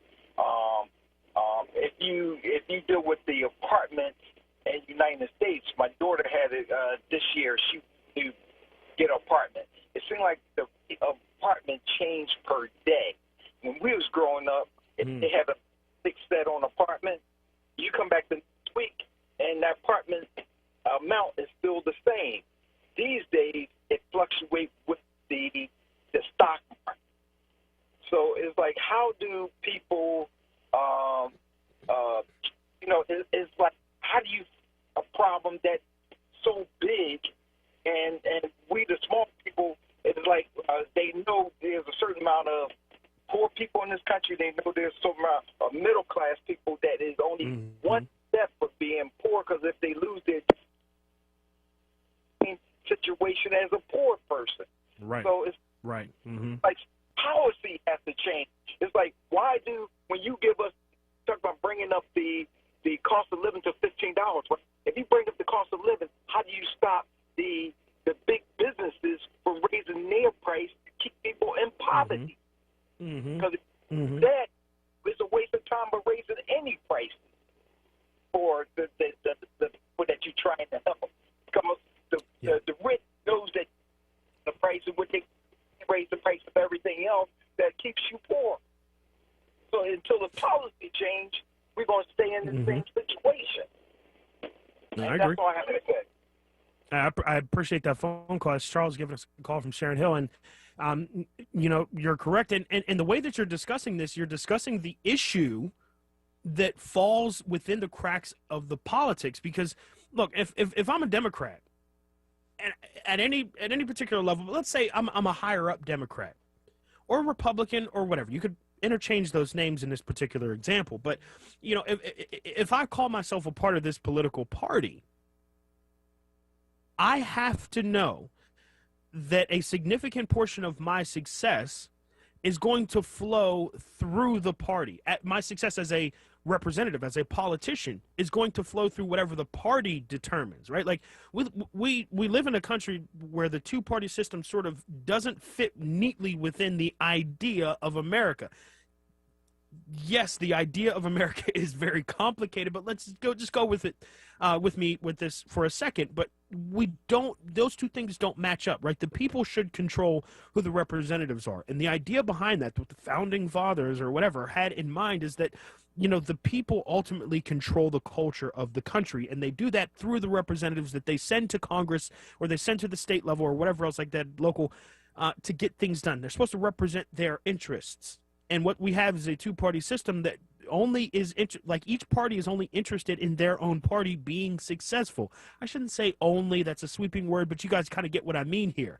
That there are these two ruling parties, and the most important thing for each party is that they exist or that they remain in power. That's a dangerous precedent when it's supposed to be our representation that guides and dictates their decisions. I have no idea what 99.9% of congressmen and senators at a federal level, I have no idea what they are doing. Not that I don't know what they are doing, like I read about it all the time, but I don't know what they are doing. And oftentimes the confusion sort of is rooted in that very concept. Do I think that Democrats or Republicans have a vested interest, for example, in ending homelessness? Ideally, yeah, sure, but where is it within the importance of the existence of the Democratic Party to end homelessness, or the Republican Party to end homelessness? Like, is the Democratic Party thinking to themselves, we cannot survive as a party unless we get to the bottom of this homelessness situation today, tonight, this week, this month, something. We're going to prioritize it. What good does that do for the brand of Democrats or for the brand of Republicans? Nothing. We talk about it again and again and again. The fuel that feeds these political parties is not having great ideas to society's answers. It kind of runs on a different system there. And so when issues like this come up in Congress, Cori Bush is a congressperson, right? She's a congresswoman. So this is the right realm of things. When I look at Cori Bush, I'm going to say to myself, well, she might be headed in the right direction with this. She's a Black Lives Matter, whatever that means, a Black Lives Matter activist. She's an activist who is black, who lived in Missouri, who was very affected by all the ridiculous things going on there in Ferguson, Missouri, just like everyone else. But people are going to call her a Black Lives Matter activist that made it to Congress. But Cori Bush, in bringing up this idea, knows, because she's a part of the Democrat Party, and because that party means something within our two-party system, Cori Bush knows that advocating for homeless individuals on the steps of the Capitol is nothing more than a political stunt, knowing that it will not go anywhere, knowing that it will not pass. I had to read this from the Hill article that kind of talks about this.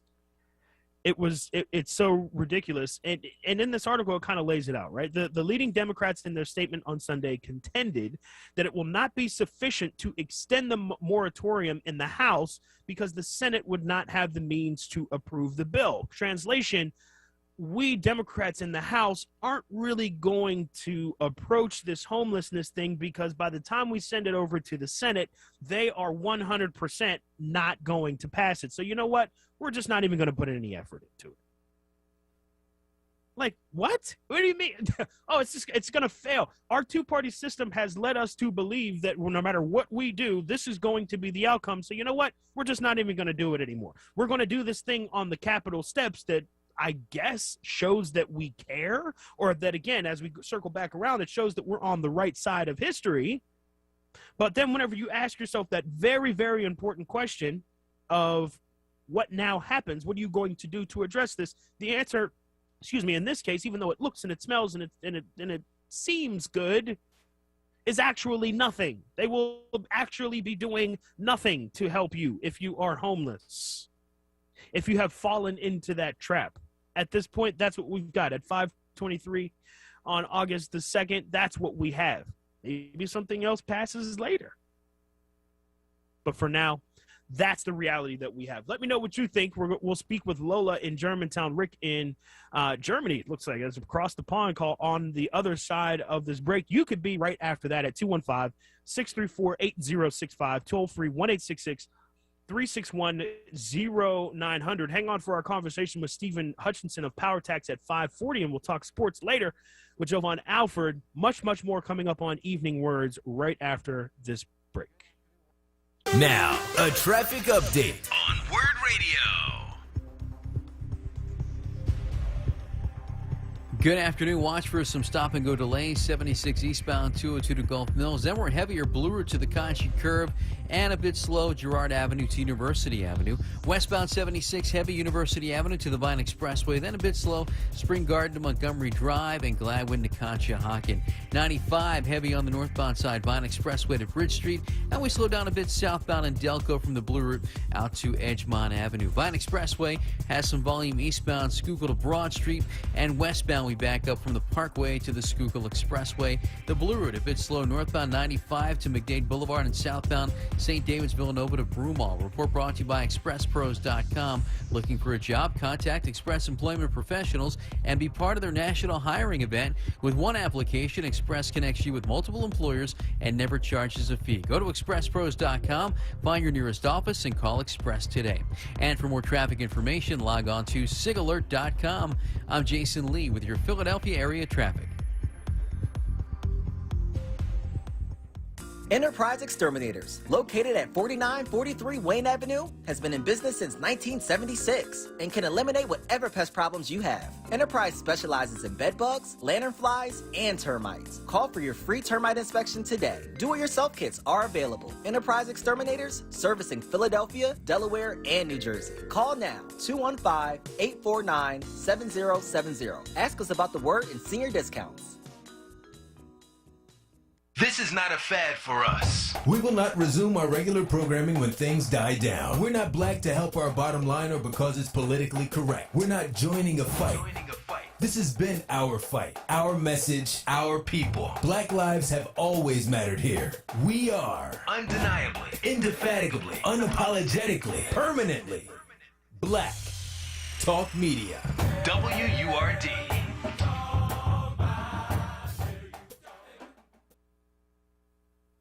WURD TV. We're streaming live video of this conversation right now. Tune in on YouTube at onWURD or on Facebook at ForWord. WURD TV. Black Talk Media. You're listening to WURD Radio, 96.1 FM and 900 AM WURD. Independent Black Media. It's Evening Words right here on 96.1 FM, 900 on your AM beat. Oh, yeah.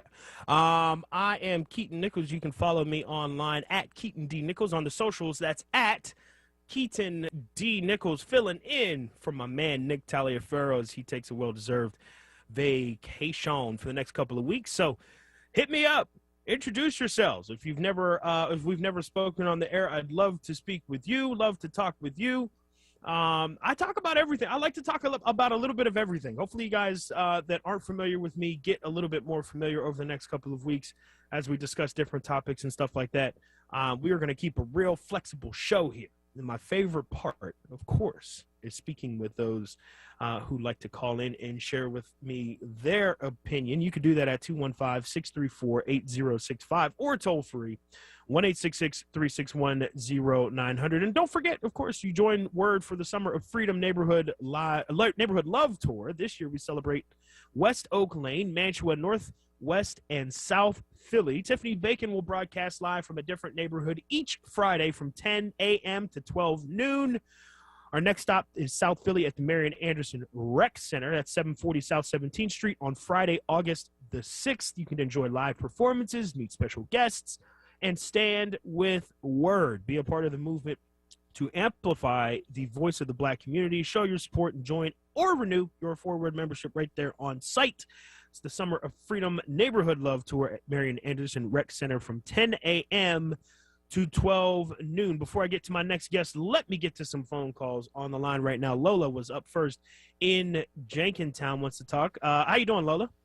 Good. How are you? Thank you for taking my call. This is my first time hearing you, but I didn't know Nick. I guess Nick is on vacation, but it's good to call in. I'm glad you did.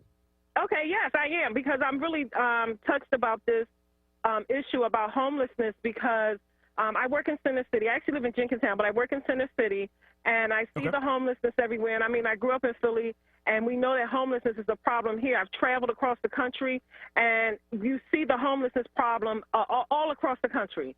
And I just wanted to say that the Democrats, I just don't, I'm really, I called earlier, I'm really, really frustrated. And I think a lot of people are upset because when they beg for votes, people get out here and vote. They tell us that it's going to be better once they get the majority, once they get the more power, and then people are even worse off than when the Dems were when the Dems weren't in the majority and didn't have the power. People are now on their way out of their homes. Children, a lot people don't understand. I understand that some people talk about, I like what you said earlier about people realizing that it's not just about that one person, that if this person earned this, that they should belong there, and then the person who's homeless, this is what they did to get there. That's not the case. And a lot of children are homeless. We have women and children out here. Most people should understand that there are a lot of single-parent homes. And so when women lose their jobs or they're cut down on their hours and they work in these little jobs, 2 and 3 jobs. I met a girl at the Aldi. She worked 3 part-time jobs. And every time I go in there, I would give her extra $20, $25. My heart breaks for her and breaks for all the people who are out here trying to make it. And then everybody says, well, they should do better. They're doing the best that they can. And they have women and children now on the brink of being thrown out of their homes. It is really horrible. And the Democrats are really, I just want to, this disgusting. And for them not to do anything and to go on their vacations, we need to start taking to the streets. We need to start taking in front of their homes, go to their vacation homes and tell them, you don't get in your vacation home if I'm out on the street, if our people are out on the street. Yep, I agree. Lola, I could feel and hear your passion about this topic. I really appreciate you calling in, because this is something that frustrates me. Homelessness, certainly, but something that frustrates me a lot is the what you just mentioned with Democrats. Look, we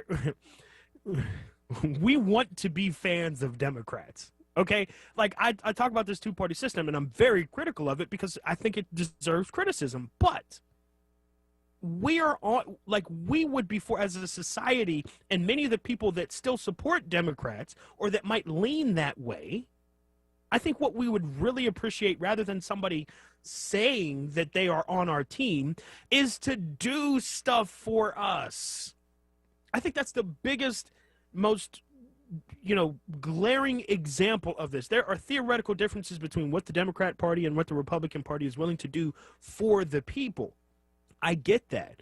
But there has to be an action step. When I think about public assistance, however you want to put that, or government assistance, however you want to word it, there's not much assistance in it.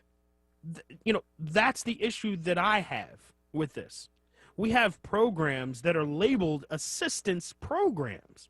And there's a difference between we will give you money for something and assistance. Because I will give you money for something is the style of system that we have now.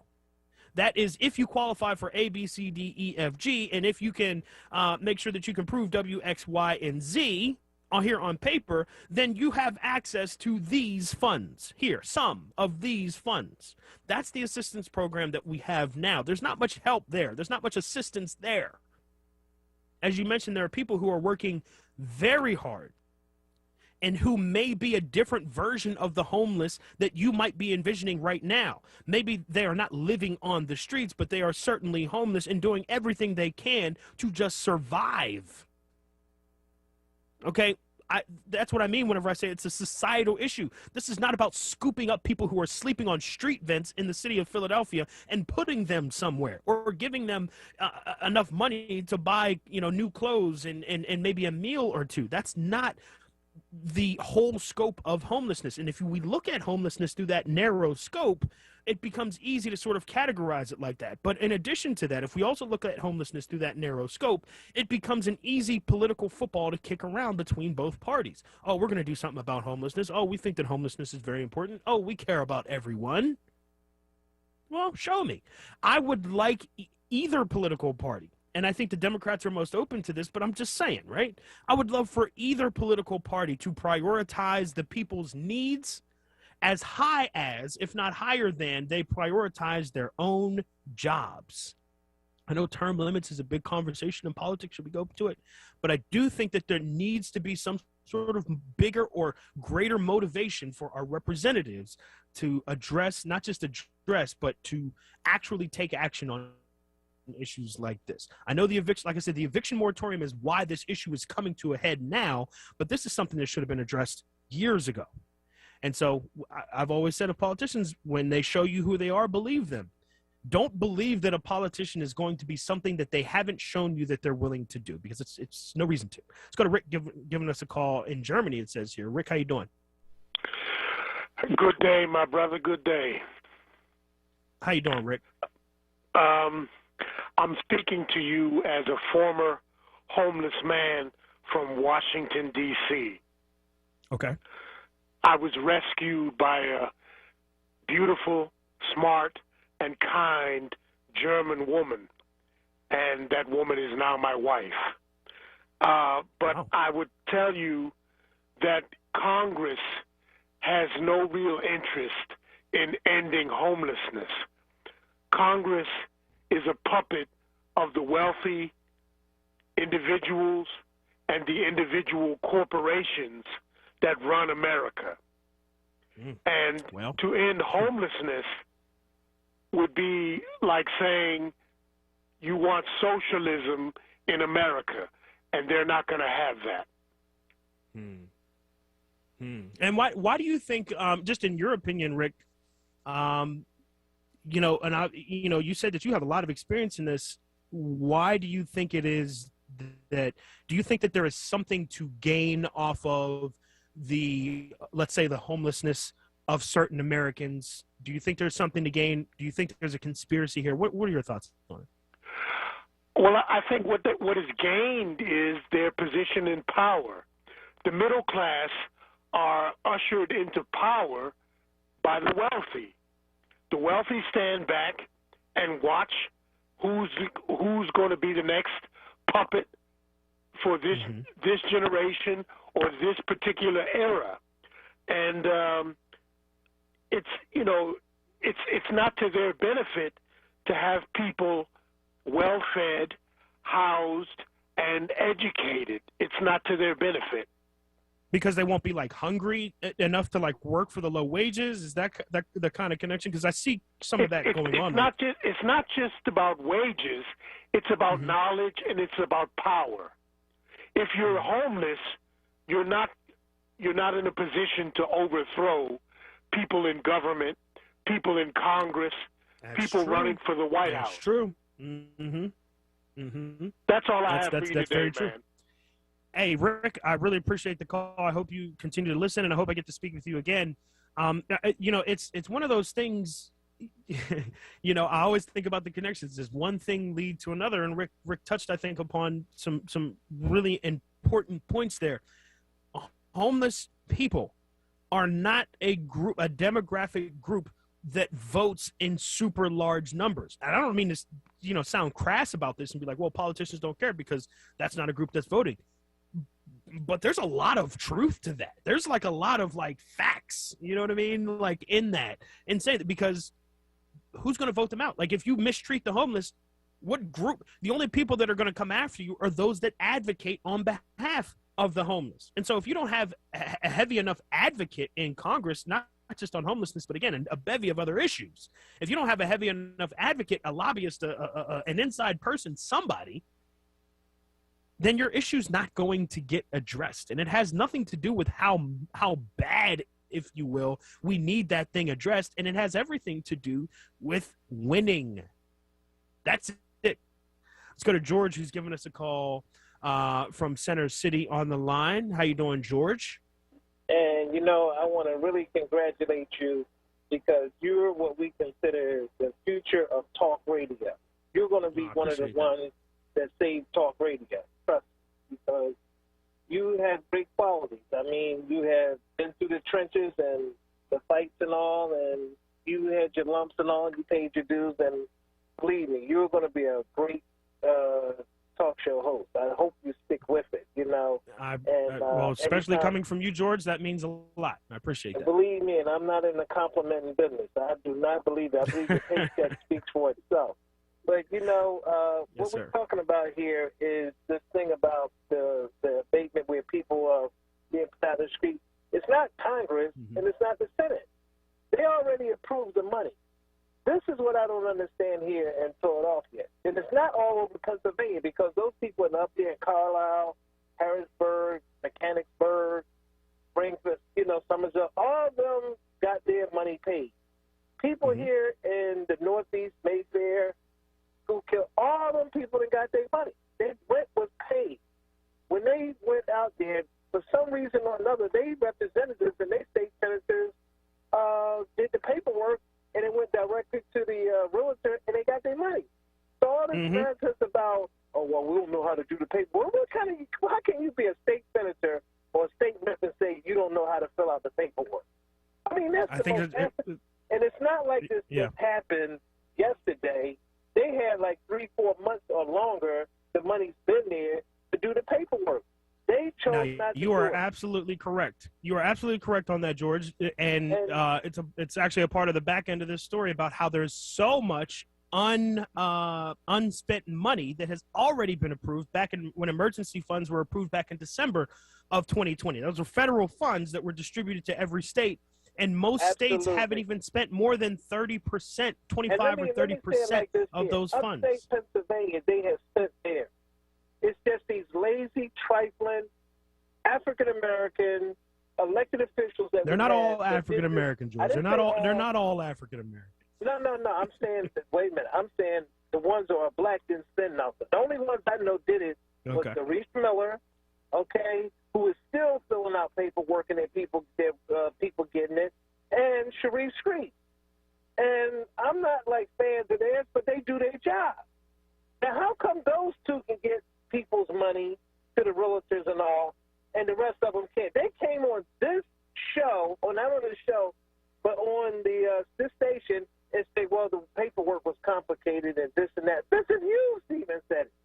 Now, anytime they can say that the paperwork is complicated, that was the biggest lie they ever told, because they had techs up there who work for those representatives. Whenever there's a problem with the computer, they will fix it or they will straighten it out.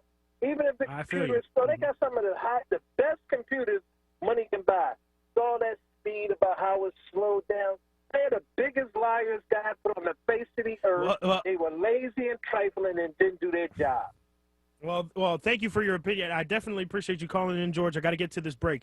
But, you know, there's a portion of what you're saying that I think goes into the conversation about the inefficiency of government. Now, this is a conversation on top of what we were already discussing about there being some fundamental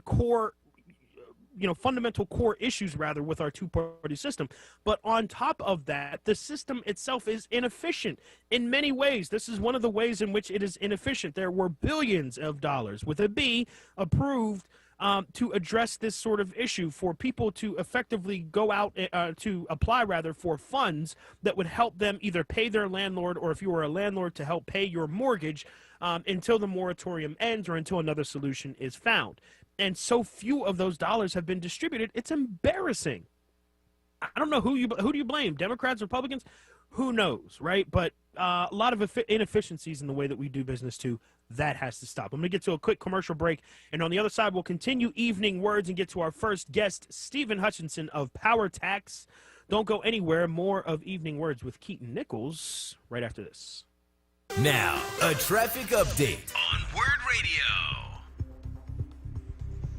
Good afternoon. Some big problems on 95 on the southbound side. All lanes blocked between Chichester Avenue and Naaman's Road because of an accident. We've got traffic at a crawl now from 452. Again, 95 southbound shut down Chichester Avenue to Naaman's Road. North on 95, a bit stop and go. Vine Expressway to Bridge Street. On the Schuylkill Expressway, we're a bit slow eastbound 202 to Gulf Mills and heavier Blue Route to the Conshohocken curve, and a bit slow again eastbound Girard Avenue to University Avenue. Westbound, we back up University Avenue to the Vine. We're also slow Spring Garden Street to Montgomery Drive and Gladwin to Conshohocken. The Vine eastbound, that's heavy 76 to 95. Report brought to you by ExpressPros.com. Looking for a job? Contact Express Employment Professionals and be part of their national hiring event with one application. Express connects you with multiple employers and never charges a fee. Go to ExpressPros.com, find your nearest office, and call Express today. And for more traffic information, log on to SIGAlert.com. I'm Jason Lee with your Philadelphia area traffic. WURD Radio Digital Tip of the Month with Stephanie Humphrey. Brought to you by Comcast. You might be enjoying the hot days of summer, but your smartphone probably isn't. Hotter temperatures can potentially damage your phone, so here are some things you can do to keep it cool. Don't leave your phone in direct sunlight or locked in a car if possible. And if you don't absolutely need it, ditch the smartphone case too. That can easily trap heat. Change the settings to lower the brightness, turn off data, put your phone in airplane mode, or try to do less high-powered activities like gaming. If you do notice your smartphone overheating, turn it off and take out the battery if you can. And don't try to cool it down by putting it in a refrigerator or freezer. Just keep your phone in a cool area for a while until it returns to room temperature. Stay cool, stay tuned to WURD for more tips, and stay connected with us at wordradio.com. Join WURD for the Summer of Freedom Neighborhood Love Tour. This year we celebrate West Oak Lane, Mantua, North, West, and South Philly. I'm Tiffany Bacon, and I'll broadcast live from a different neighborhood each Friday from 10 a.m. until 12 noon. Our next stop is South Philly at the Marian Anderson Rec Center, 740 South 17th Street on Friday, August 6th. Enjoy live performances, meet special guests, and stand with WURD. Be a part of the movement to amplify the voice of the Black community. Show your support and join or renew your WURD membership on site. That's the Summer of Freedom Neighborhood Love Tour at the Marian Anderson Rec Center from 10 a.m. until 12 noon on Friday, August 6th. WURD, showing love this summer. The WURD Radio Neighborhood Love Tour is sponsored by Comcast and supported by Pico, Keystone First, and Ready Set Philly. WURD TV. We're streaming live video of this conversation right now. Tune in on YouTube at onWURD or on Facebook at ForWord. WURD TV. Black Talk Media. You're listening to WURD Radio, 96.1 FM and 900 AM WURD. Independent Black Media.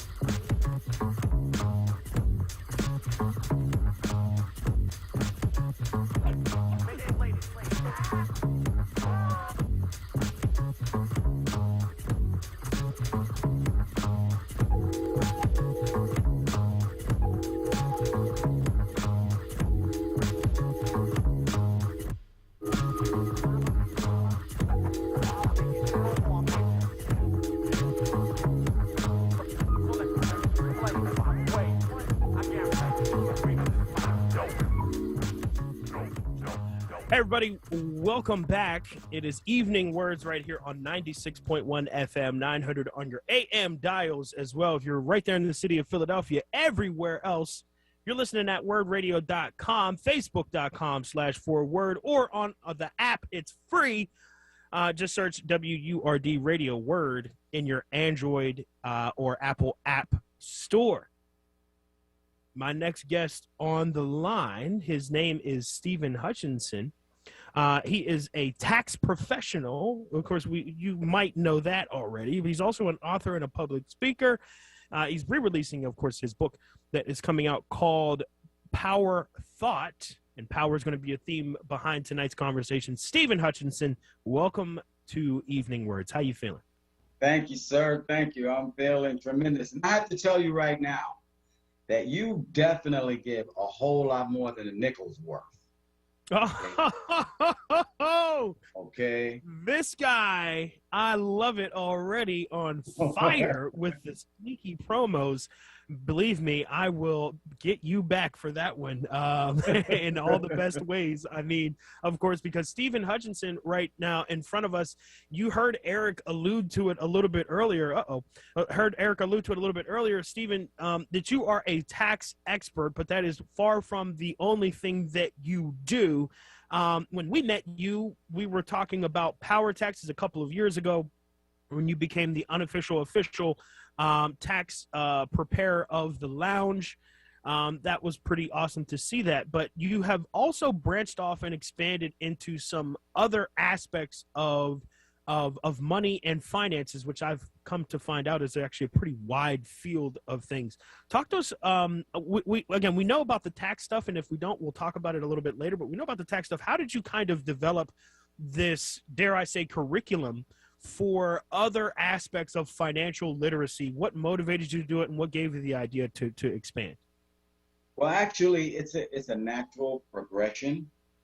It's a natural progression from understanding the fundamentals to being able to take that financial information. Because like you said, there is like a plethora of information. When you start talking about money, it's a huge concept. Yeah. Right? We have investments, we have inflation, we have the value of money, we have the utility of money. There's just so many different aspects. And with the internet, you could just go on there and get lost and actually not accomplish anything at all. So what I understood was that this information needs to be curated. It needs to actually be cherry-picked. It needs to be tailored. It needs to be add some specificity to it so that a particular audience can understand. It's just like target marketing, right? You have to have a target that you're talking to. Just talking about money in general, you can talk about money in general all day. And generally, nobody's really going to get any benefit from it, okay?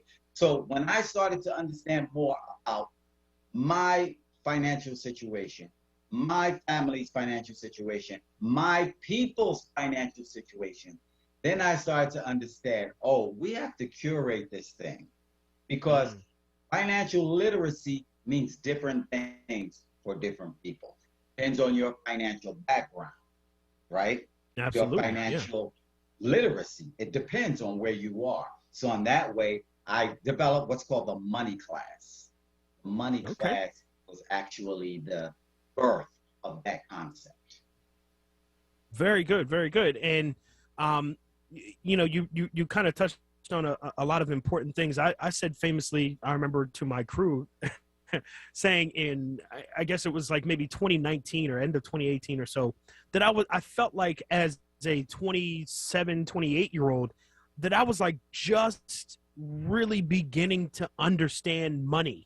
And I know that kind of sounded, probably sounds weird for a lot of people out there, but when I say that, understanding that money doesn't always have to be this one-way thing that you're constantly chasing, that you have to spend all your time and your energy into, sort of getting these things. And that's the only way that you can kind of live the life that you really want to live. Like, these are things that I, legitimately thought about money up until a couple of years ago, and started to talk with people like you, right? Like, I ran into you at, I believe, a WURD event of all things. And we got to talking, and I've been blessed enough to have individuals in my life who have been able to explain to me a wider perspective about money. And I think that has certainly prepared me a little bit better for the moment that we find ourselves in now, Stephen, which is after post-pandemic. Right now, we see a lot of people starting to shift their mentality about not only jobs, but how they're going to get money, how much energy they're going to exert on themselves, how many hours a day that they're going to spend. We just heard a story in the last segment about a mother who was working, 2 and 3 different jobs just to keep up. So we have a lot of people who are starting to shift the way that they think about that and trying to make money work for them. Like, is this a really good time if you're out there to think to yourself, hey, this is a good time, maybe I should reset right now and reset my priorities? And no doubt about it. I mean, now is the right time, and now is the only time. Because every time we talk, it's always now. Every time we act, it's always now. Every time we learn, it's always now. We are always now. We are never the past. We are never the future. We are always now. So now actually is the only time in which we can act. I cannot actually act in the future.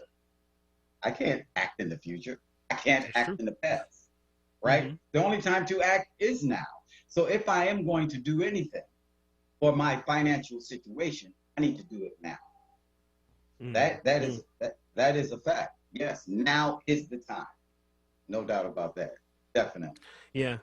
I couldn't agree more. I mean, it's so easy to sometimes theorize, of course, about these things, but an actual execution, a little bit different, right? A little bit different. We're speaking with Stephen Hutchinson of Power Text. He also has a book that you're re-releasing this book, if I'm getting that correctly, called Power Thought.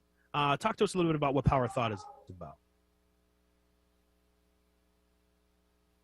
Yes, sir. Okay. Our connection is a little unstable, but okay. I think did you ask me to talk about the book Power Thought? Yes, Power Thought. Okay. If you can hear me now, hopefully we're getting across clear. But yeah, Power Thought. What's the book Power Thought all about? And we'll get into where people can buy it after that. But go ahead. Okay. Yes. Power Thought. Power Thought is my first published book. It's a compilation of about 200 quotes that I created in order to provoke people in general, but our people and specifically to think for themselves. So it's a provocateur of thought. Right? Okay. I never have an interest in telling people what to think, but I am always enthused to motivate people to think, because I believe that by the natural process of thinking, the natural process of thinking is to solve problems. That's the fundamental reason why we're able to think. Otherwise, what good is thinking? You can't solve a problem. You know what I'm saying? What good is thinking? Right? So Power Thought, the purpose of Power Thought, as I mentioned, is to provoke people to think for themselves. Okay? This is the book, the present published edition of the book. As you mentioned, I am republishing this book. Okay? And I am going to have this book. One of the reasons why I'm republishing it is I want to add to it. That's one thing. Another reason why I'm republishing it is because I want to connect it with my speaking career, right? I have launched my speaking career. And so that book is going to be one of the tools of my speaking career. And my speaking career is going to be based on me providing some solutions to not only financial. What the conclusion I've come to is that we need financial intelligence, but in addition to that, if we really want to drive it all the way home and actually be successful as a people, then we need emotional intelligence. Very much so. Yes, sir. That emotional intelligence will allow us to heal all the wounds that we suffered as a result of emotional instability and as a result of financial illiteracy. So the healing process, the internal healing and the external acquisition of assets, and then putting ourselves in a position of power, that's where I want to go. Very good, very good. It sounds like there's a lot packed in there. Not something that you probably want to just ingest all at the same time and necessarily right away. And that's something, Stephen, that I'd like to be able to do with you as well. There are so many different things to hit on in terms of things that we should be keeping in mind. ways that, tips and tricks and things like that we can kind of stay ahead of a lot of things like this. So I appreciate you coming on tonight and previewing what will hopefully be the first of several interviews that we could do into the future, sort of expanding on this idea of financial literacy, being able to think for yourself, to be able to come up with these solutions to these issues on your own. We're entering a very important time now post-pandemic, and I think that the next couple of months will go very far, and I think that you would be in agreement with this, but it would go very far in determining what the next maybe several years of the country will sort of look like in terms of its economy, in terms of where the money is flowing or where monies are flowing. I'm glad you're updating the book as well, because it seems to call for that kind of thing. The New Times seems to have called forward new challenges in that way as well. So how can people get a hold of not only Power Thought, the book, but get a hold of you if they're interested in any other services? Absolutely. The easiest way to reach me is call me. My number is 610-955-6508. That is 610-955-6508. That is the easiest, most direct way to contact me. And of course, I'm on social media platforms. There's Stephen Hutchinson, Power Tax. I'm on Instagram. Yes. I'm on Facebook, Twitter, and the other platforms. Are you going to be speaking somewhere before we let you go? Yes. Are you going to be speaking somewhere locally that people can catch you or get tickets to? Yes. I'll be speaking on Wednesday at the Brothers Jazz Cafe in Chester, which is at 16 West 5th Street in Overtown. I believe that's what it's referred to as, Overtown, Chester, at Brothers Jazz Cafe. As a matter of fact, not only will I be there this Wednesday, but I'll be there successively each Wednesday. I will be opening the showcase. They have an open mic, a very beautiful lounge. It's called Brothers Jazz Cafe, and it's a Black-owned establishment. They have a restaurant, delicious food in the restaurant, and right next door is the lounge. Oh, the lounge. I'm thinking of you now. The lounge. Okay. Yes, right. They also. That's 2 for 2 tonight, Stephen. 2 for 2. That's right. They also have a lounge, and it's beautiful, man. It's beautiful, nice environment, and also they start with an open mic. People come in, they sing, they rap, and and comedians as well. So when I saw that platform, I thought, what's missing on this platform? We need someone to come in and bring some wisdom, some education, some history, something compelling to motivate us to change the situation. Not to just sit back and be entertained and oh, that was nice. Now we just go back home into our little cubby holes. No, before we go back to our cubby holes, let's, you know what I'm saying? Something a little provocative, something to get the people going. Yeah. Exactly. I'm talking awaken the revolutionary spirit, awaken the warrior spirit. That's right. Let's do it. We can do it. And I believe that's our obligation anyway. That's our obligation.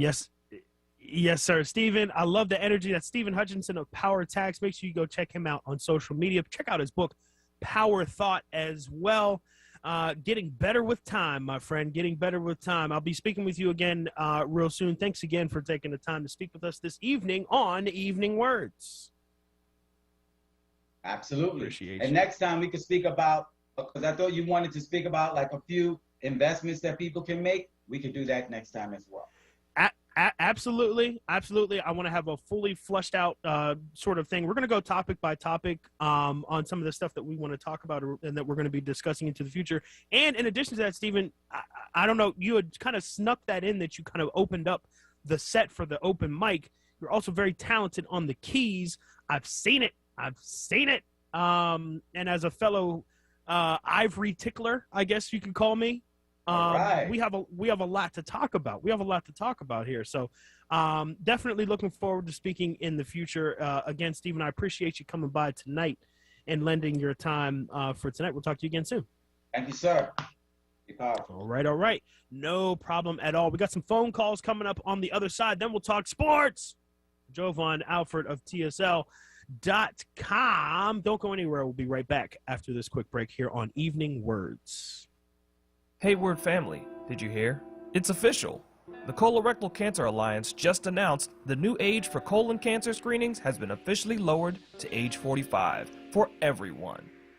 If you are 45 or older, it's time to get screened. Go to WURDradio.com and click on the Go to Know banner to register for your free at-home screening test. Did you know colon cancer is largely preventable with on-time screening? And there's a 90% survival rate when caught early. African Americans are 20% more likely to get colon cancer and about 40% more likely to die from it than most other groups. So for the next 3 months, you can go to WURDradio.com and click on the Go to Know banner for your free at-home screening test. A screening navigator will contact you to ask a few questions and help you get screened. It's that simple. Again, just go to WURDradio.com, click on the Go to Know banner, and fill out the form to request your free at-home screening test. Go to Know today. As a community service, WURD Radio and the Black Doctors COVID-19 Consortium wants to keep you informed about where you can get barrier-free COVID-19 testing and vaccination this week. Tuesday, August 3rd and Thursday, August 5th from 10 a.m. till 4 p.m. at Deliverance Evangelistic Church, 2001 West Lehigh Avenue in Philadelphia. For more information, visit blackdoctorsconsortium.com. Stay informed and stay well with WURD Radio. 96.1 FM and 900 AM WURD. Be there this Friday at the Summer Freedom Neighborhood Love Tour and stand with WURD Radio to amplify voices of the Black community as a digital 4WURD member for as low as $5 per month. And receive a free gift for signing up. See you on Friday and join Tiffany Bacon, 10 a.m. till noon at the Marian Anderson Recreation Center, 740 South 7th Street, or visit WURDradio.com. Start or renew your 4WURD membership today. This is WURD Radio, 96.1 FM and 900 AM WURD Philadelphia. Black Talk Media. WURD TV. We're streaming live video of this conversation right now. Tune in on YouTube at onWURD or on Facebook at 4WURD. WURD TV. Black Talk Media. You're listening to WURD Radio, 96.1 FM and 900 AM WURD, independent Black media.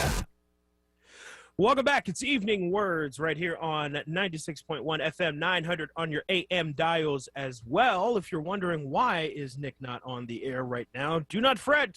Do not panic. My voice is almost as nice as Nick's. I've been working on it for years and years, but I'm not quite there. You can follow me on my journey to being velvety voiced like Nick. If you follow me at Keaton D. Nichols, that's at Keaton D. Nichols on the interwebs. Make sure you're out there following the Frosty Phoenix as well, who is holding it down in the virtual studio. Frosty Phoenix, you're still there, right? You wouldn't be here if I wasn't. I was wondering. Well, you never know. You never know. Somebody else could have came in there and just replaced you. Just like who's the girl that replaced Simone Biles the other day? I don't know if she replaced her, but it seemed like for like a day we were done talking about Simone Biles for like 2 seconds. Because that fairly, her I guess, name could Sinisa? happen, but no, I'm here. Sinisa or something? I don't know. Anyway, we'll get into the Olympics later. Let me know what you think. 215-634-8065. We'll talk Olympics after our conversation with sports with Jovan Alford in our next segment. Before that, though, the whole show, we've been talking about a lot of things. We talked about COVID, not just in Philly, but everywhere, kind of headed in the wrong direction. Dr. Anthony Fauci says things are going to get worse. He also mentioned that he doesn't foresee any further lockdowns happening. Like, we're probably not going to go back into a mode where we have to wear masks everywhere and stay 6 feet away from each other and, you know, go through all these precautions that we had, like, you know, no more than 5 in a room and, you know, all this other stuff. He doesn't anticipate that happening again, which I read to be, it doesn't necessarily mean that we don't need that. Like, we probably need a lockdown as a country. We probably need that. But I think when Fauci says, I don't really see another lockdown coming, I think he's kind of reading the room. And he's saying, look, that went over really bad the first time. and we still didn't get everyone to wear masks like they should. So my guess is probably not going to go back down that path, right? So we talked a little bit about that and what the effect is on all of this. There's a group of unvaccinated people that at this point will not get vaccinated no matter what, and the virus seems to be ravaging almost exclusively that group of people. Vaccination rates in Philly, in case anyone was wondering: Black 50%, white 63%, Asian 89%, and Latino 64%. Those are the vaccination rates right now. So African Americans lagging behind some of the other groups. Why is that? In part, it might be outreach and the typical systemic things that prevent African Americans usually from performing at the same rate as whites when it comes to stuff like this. But it could also be a hesitation and a holdup, if you will, a mistrust in some of the systems that we call most dear, some of the systems that are kind of tasked with instilling trust in us about trust in these vaccinations, rather. People don't have those sort of things. So we'll see how it turns out. We also got a chance to talk about homelessness. Rep. Cori Bush out of Missouri, newly elected congresswoman out of Missouri, had this idea to, attack ending homelessness, right? This isn't going to go anywhere because legislatively, the way that the Democrats and Republicans are set up, they are not going to be able to settle on something. So basically, the Democrats have said, we're not even going to try. Tell me what you think about that and what effect that has on everything as well. 215-634-8065. Maurice, who's been waiting very patiently in North Philly, is next up on the line. Let's get to him first. How you doing, Maurice? Hey, brother. How you doing? I'm doing well. How are you? All right. I had a question to your guest, Steve Hudson, the pro-tax guy. This is dealing with homelessness and poverty. And I wrote something called Economic Poverty Taxation. And you ask, what is it tied to? Homelessness, when you homelessness, majority of people that's going to be homeless do not have equity. So they're not homeowners. Mm-hmm. That's going to hurt them in the long run, long term. Second, poverty is tied to crime and violence. It's tied to mass incarceration. And it's tied to unofficial census data redlining. So it's taxes. So each one of these initiatives I just named are tied to taxation. It's tied to redlining. It's tied to high poverty taxes. And then it's tied to gentrification. Each one of these initiatives is tied to taxation, so we're being double and triple taxed when we go to the supermarket, when we try to get car insurance or home insurance, when we want to get loans. The game with them is the Democrats or the Republicans going to do anything because there's a stimulus money associated with poverty and homelessness. This is the money game. And I'm glad, I wish your pro-tax guy could ask him a question, because when he's talking about financial literacy, there are different types of financial literacy, and financial literacy is massive broad. And it touches different things for different people. And when you talk about the tax game, we as black people have to learn the tax game and how they tax us in America. And we haven't learned that. And we, like you said, we haven't learned how money works. Because we don't understand how money works, we don't understand how the tax system game goes, especially when it comes particularly to black people. There's a different tax game than us. And this is why we in the rut that we in, because, one, we need an African Diaspora Economic Summit to address issues. And you cannot close the racial wealth gap until you understand the tax game. Very good.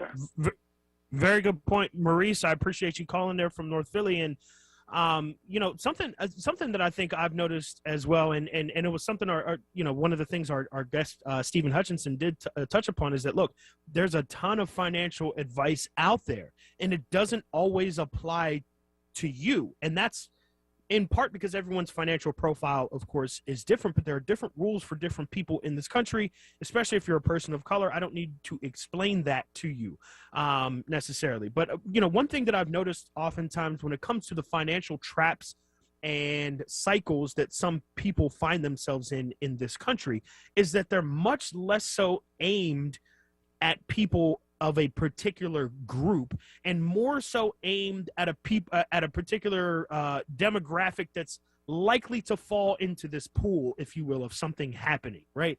And so and you talked about it with taxes, like the government has such a creative way of taxing that sort of pushes forward more of these objectives, and it presses us deeper into what we are as a country when it comes to this kind of thing, which is not much.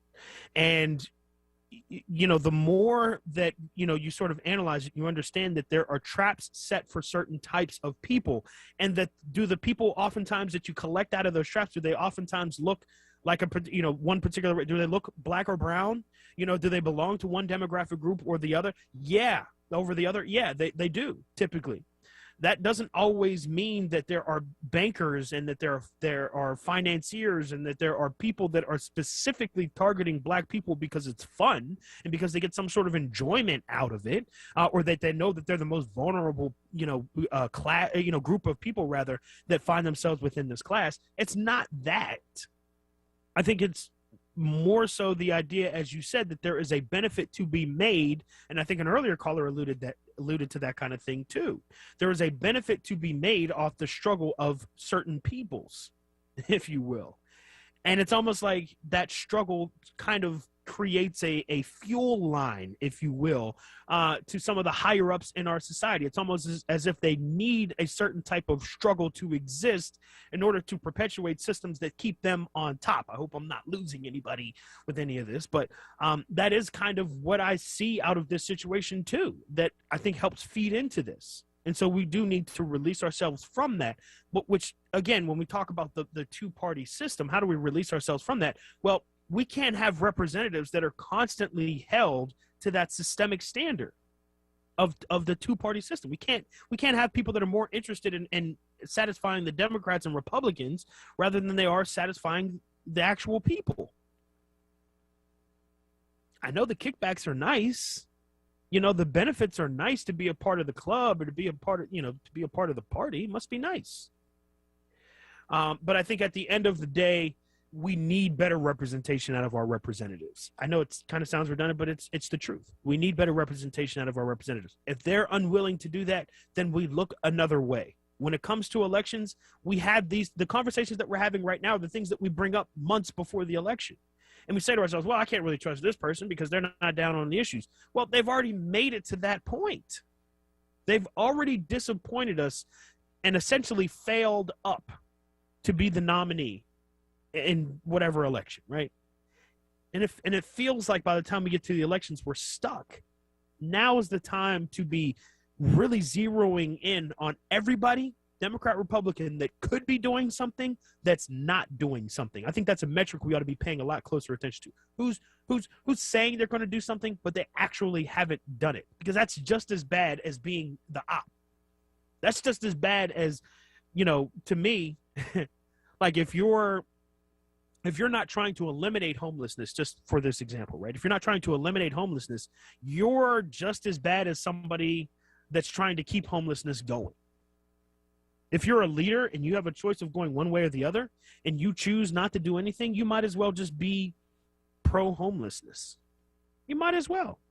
Tell me what you think. 215-634-8065 or toll-free 1-866-361-0900. We'll speak with Jovan Alford of TSL.com on the other side of this, and we'll talk some Olympics after that. Eric, I mentioned before I'm not really big on the Olympics thing, but what I am big on is gaming. I'm a big-time gamer. I know you are too. Don't you deny it. I've seen it with my own two eyes.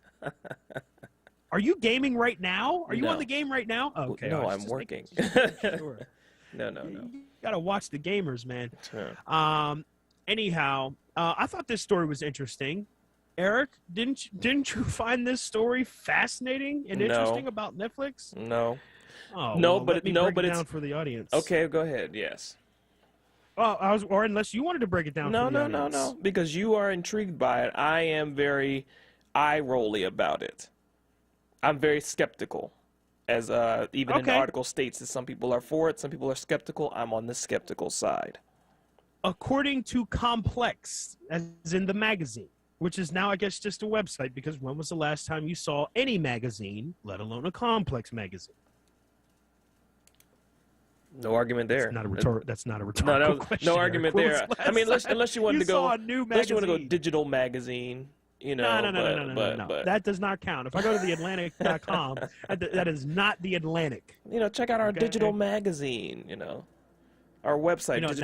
Nowadays, if you want the digital magazine, you got to pay. You got to pay that fee. Okay. Anyway, that's not what we're talking about here. No. Following lackluster growth in the second quarter of 2021, Netflix and chill, recently announced that they would provide subscribers streaming access to, get this, video games free of charge as a part of existing subscriptions. Now, what about those last 6 words doesn't excite you, Eric? Video games. How many words is that? Video games free of charge you get what I'm saying. Like 7 words. How are you not excited about that? I'll tell you why. With a significant subscriber decline to 430,000 in quarter 2, only 4 million in the first part of the year, to which last year around the same time they had 15.8 million new subscribers to Netflix's queue. And of course, shout out to 2020, but not shout out because we don't want to remember in a good light. Stuck in the house with nothing else to do but watch your favorite shows. Yeah. For it to step into the gaming space, mind you, there's already about 5 other cloud service gaming situations going on. Amazon has its own Luna situation. Amazon has its own service called Luna. Yeah. I had not until you showed me this story.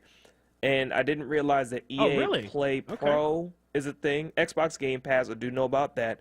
Shout out to my teammates where we do different gaming and stuff like that we talk about on Instagram and our websites and everything. Shout out to Fukuname! One of my teammates hypes up Xbox Game Pass. He loves that. I love the Game Pass too, but we'll get there. You do. Yeah, that's right. You had converted, but then I guess you go back. I did. I converted and I reconverted, but there was a reason why. But anyway. Interesting. But Ubisoft Plus and Google Stadia, which is a famous one because you were supposed to be able to plug in anywhere you went with a controller. Like if you were at work, don't do this, by the way. If you were at work and you brought a controller and you logged in, I do not do this. Eric does not do this. I do not do this. But if you were able to log in from work, from your work computer with a controller in your hand, you could log in and play Google Stadia anywhere. And that's not getting good traction right now because the idea is not so solid based on the connections of work, based on the support going on by the different providers. Just to having another, what this would be, a 6th option for free games. Number one, I think I was telling you earlier, some games on mobile devices, because one of their pitches is they're going to go with saying, oh yeah, we're going to go mobile games. Join the club. There's literally probably 1,000+ free mobile. Most mobile games are free. Most of them are free. Yeah. And if you want to be that avid gamer, then you can start paying that real life coin to get more indulged into your game. Shout out to gambling. Yeah, sure. Micro purchases. Microtransactions. That's what I meant. Yeah, that's what. So, I mean, Netflix, if you want to step your hand in this, unless I hear something impressive. No, this doesn't impress me. I'm skeptical of how successful this will be to gain these followers back. Or be like, Mom, I want you to revive our Netflix profile because they have games on it now. But chill out. Here's this iPad with free games. Thanks, Mom. We're done. We're done here. I think it's here's why it's intriguing to me. I think they lost customers. What are the numbers? Let me bring up the sheet here. This is why we have notes. So like 430. You said 430,000 as of quarter 2. So they were in quarter 3 right now. Oh, I'm sorry. 430,000 subscriber decline in quarter 2. So over where they were. Declined to 430,000. Right. So one of the things that's impacting this is the idea that we have a number of different streaming services now. Like HBO Max dropped just last year, and then Disney Plus was maybe 3 or 4 months before that. And then you had Paramount Plus, which was this year, and on and on and on and on. I could go on. Hulu has a service, etc. And each one of these subscribers are now offering unique programming on each one. There's certain stuff you can only watch on HBO or only watch on Hulu or whatever, right? And Correct. so those exclusives are, I think, causing people to sort of spread, whereas Netflix used to be a catch-all, right? Like if you had a Netflix subscription, it was like almost like having a cable subscription. You don't get necessarily every single thing that you want, but you have so many choices that you don't mind, kind of using that as your library. Yeah. And I think now, you're not able to do that as much with exclusive content. But if you can get ahead in this industry, which is now flooded with, options and choices, my thing is if you can get ahead on one aspect of that, you could potentially be way ahead of the game. Like, the idea that I would be able to maybe pick up a controller and just start gaming off of my TV, no system, no anything else like that, similarly to what you described with Google Stadia, of which I've dabbled in myself for a few months. I think that would be amazing, provided it works. Because Eric, I gotta tell you, I mean, you bring up a good point with thousands of free games that are available just about everywhere. I'm wondering, a project like this, does it have to be fantastic? Does this Netflix gaming venture have to have some sort of exclusive or some sort of game or games that are so good and that work so well that will eventually lead to the success of the product? Or do you think it will be enough simply that Netflix is offering gaming as a part of its stream and nobody else is, that will lead to its success? It won't be enough to think that adding the games feature to bring up their subscriber count to what it was in the beginning of the year because of gaming or because of new free games.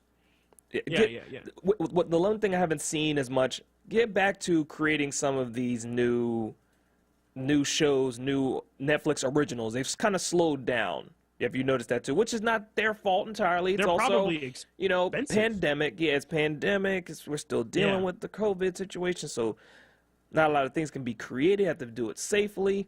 So it's not their fault. I mean, games, I guess, now that I'm looking at it that way, when I'm pitching it in my head, when I'm rattling it around in my head, that they're not creating their original content like they were pumping out for the past few years.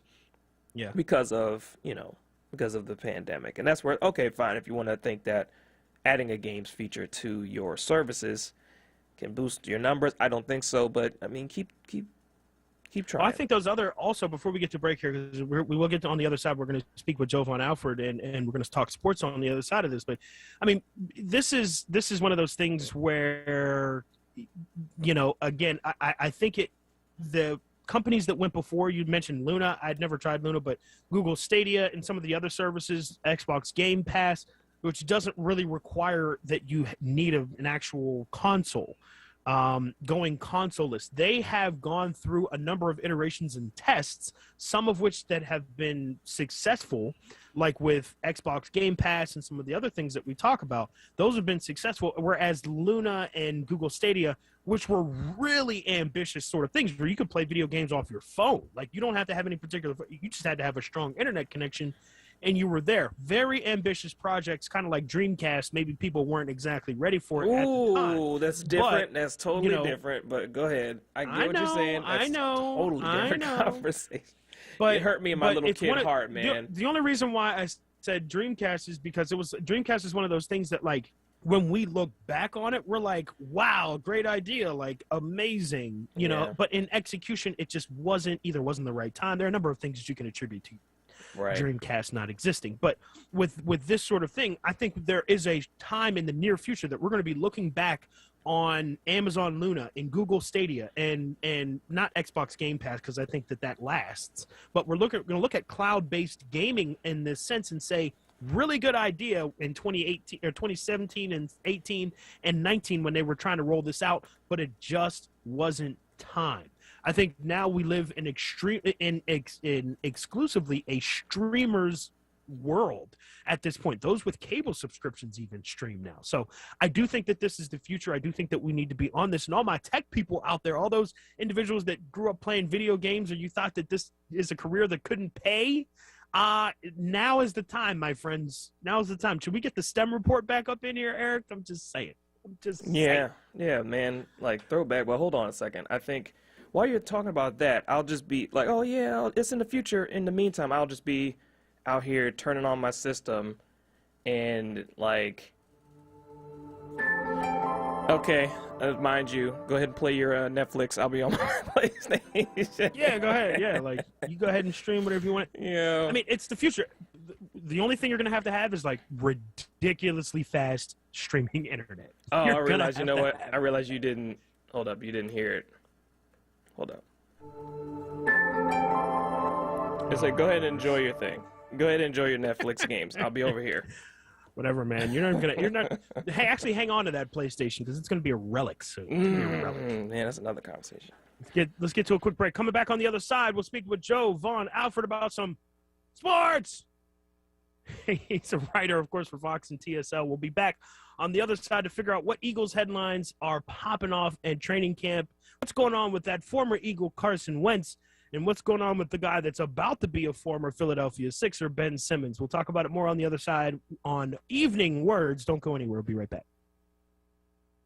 Hope Partnership Middle School offers a quality, subsidized independent school education to students and families in North Philadelphia. Located at 2601 North 11th Street, Hope offers small class sizes, personalized learning, a research-based curriculum, dedicated teachers, and a graduate support program, which supports students through high school graduation. They are currently accepting applications for 5th to 7th grade students for September. For more information, please contact them at info@hope-partnership.org.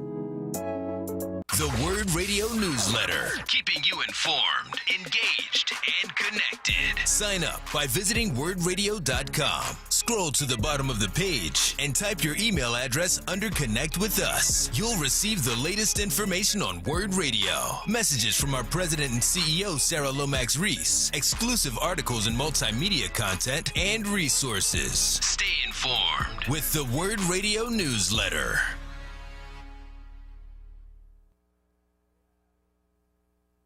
WURD TV. We're streaming live video of this conversation right now. Tune in on YouTube at onWURD or on Facebook at ForWord. WURD TV. Black Talk Media. You're listening to WURD Radio, 96.1 FM and 900 AM WURD. Independent Black Media. Hey, welcome back in. It's Evening Words. I'm hosting tonight, and for the next couple of weeks, they call me Keaton Nichols. You can follow me on social media at Keaton D. Nichols in case you're interested in more. But wait. We've talked about a lot today. Appreciate the folks for calling in thus far. Get to my next guest on the line. His name is Joe Von Alford, and he's been covering sports here on WURD for us for quite some time. First, on the lounge. Now he's lending his voice to this program, Evening Words tonight. Joe Von Alford, welcome back to the program, Mr. Joe Von Alford. Hey, I'm glad to be back on. Thanks for having me.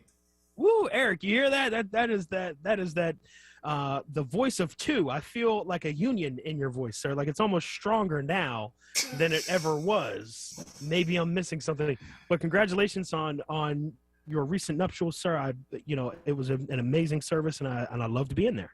Oh yeah. I know you was.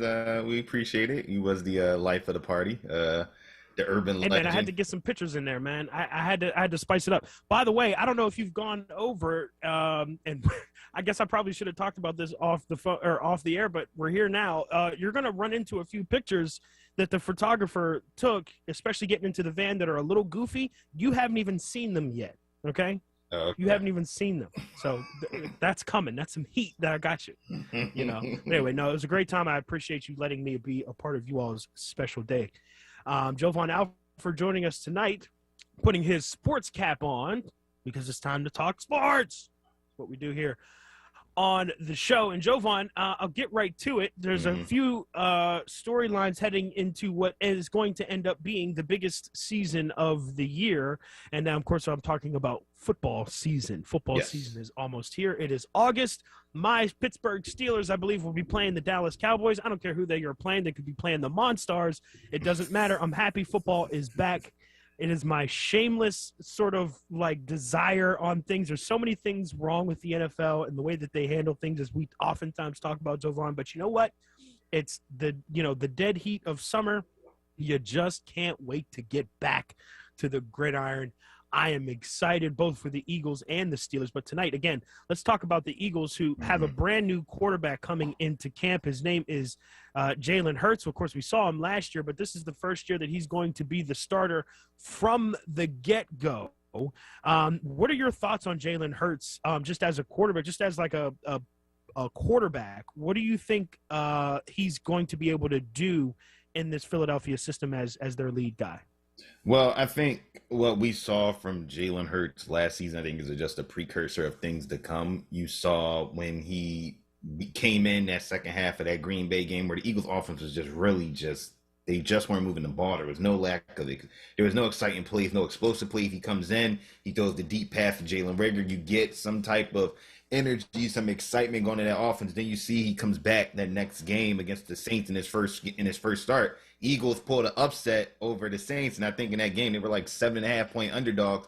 They come back, they pulled an upset on the Saints. They had the best run defense, and he did it both on the ground and in the air for the most part. I think we're going to still see more development of that. I know a lot of people, last season, for whatever reason, they harped on him, having 9 fumbles. Like, people were making like a count of how many fumbles he had. But that's going to happen when you have a dual threat quarterback who's a +1 in the run game. So I think you're going to see more development, and I say this all the time. Carson Wentz, he was able to have a full season under his belt as a rookie. And, this is technically, you could say essentially this is Hurts' rookie year, essentially, right? Because he only played 4 games this season. So this is essentially going to be his rookie season. So I think it would be to the fans, and it will also be to the Eagles' benefit to see what you have in this rookie year. And I think it's good that he's, this is going to be a fresh slate for everybody, fresh slate for him, the coaching staff. And it was encouraging to hear that, the offensive coordinator for the Eagles, the new offensive coordinator who came from the Chargers, the name is skipping my mind right now, but it was good to hear that, the offense will be tailored around Jalen Hurts' skills. And I think that's the most important part, because we all know in the NFL, teams have certain systems and all this stuff, and they just want to plug the quarterback in and say, you're only going to run it this way, you're only going to do it this way. Instead, it's encouraging to hear that they're going to tailor around his skills, which is great, because we saw Steichen. Yeah, Scott Steichen. So to hear that gives me excitement, because we saw what Hurts was able to do in the air with his arm, and then on the ground with the read option, quarterback draws, quarterback power, all them type of runs is just going to help the Eagles offense, take off. You mentioned that new offensive scheme that you've got coming in there. We know, obviously, Doug Peterson is no longer there. Doug Peterson, very much so an offensive coach, and to this day, I still give him like top 3 credit of people on the Eagles as to the reason why they won that Super Bowl a couple of years ago. I think he called a masterful game. I say it time and time again, because I want Doug Peterson to get his credit. I think he called a masterful offense from the 13th or the 14th rather game of the regular season all the way up to the Super Bowl. It was flawless, okay? Especially with a backup quarterback. I thought he did a great job. They no longer have this sort of scheme that seems to be built on this offensive not skill tree, but this offensive coaching tree that sort of had these different parts that was very offensive heavy. They had their defensive coordinators. They did what they did, but under the Peterson regime, it was an offensive scheme, and Peterson, one way or the other, was kind of at the top of that scheme no matter what. Everyone kind of saw what happened with Wentz, but with Jalen now, you mentioned he's a dual threat quarterback. He can run, he can throw. There used to be a lot of pressure on players like that, especially if they were black quarterbacks. There used to be a lot of pressure on those kind of guys to perform kind of right away, since they were not traditional quarterbacks. The expectations for them were different and things like that. But it also seemed like the leash was a lot shorter. We saw guys like Vince Young and Robert Griffin III, just to name a few, who were these mobile threat, dual threat quarterbacks that needed some more flushing out of their skills and maybe a little bit more coaching. And maybe they could have gotten to a point where they were really great instead of just having a flash in the pan sort of moment. But now in the NFL, you've got Lamar Jackson, you've got Dak Prescott, you've got out there in Los Angeles, you've got Justin Herbert. Joe Burrow has an amazing amount of mobility. We'll see what Trevor Lawrence does, but these quarterbacks in the league now, these younger guys, they now are more mobile than they are. They're looking at more mobile guys rather than traditional back in the pocket passers. So do you think that, Jalen Hurts in this particular situation is going to have a longer leash? Do you think that it's like he has to get it right this season, or are we going to remain patient with Hurts in Philadelphia? I think that they have to remain patient. They have to remain patient because, like we said, this is his rookie year. It'd been different if he had like half the season under his belt and like, all right, we kind of. But again, he came into a situation last year where, remember, there really wasn't it was like a shortened training camp.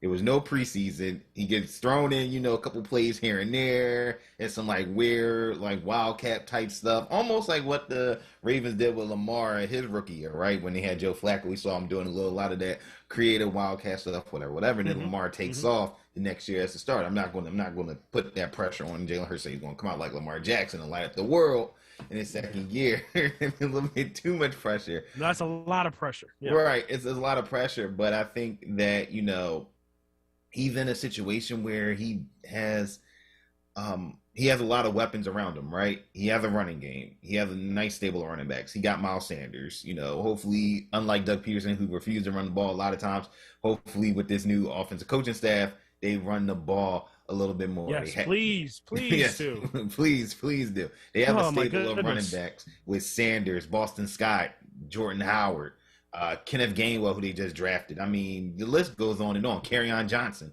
I mean, wide receivers. They got Devontae Smith. He's hurt. He suffered a MCL sprain off for 2 to 3 weeks, but they got him. They still got Greg Ward Jr., Dallas Goedert, Zach Ertz. The offensive line's pretty much intact. I mean, the sky's the limit for him. You just hope that, like you said, they don't get into like this, like, all right, it didn't work like the first half of the season.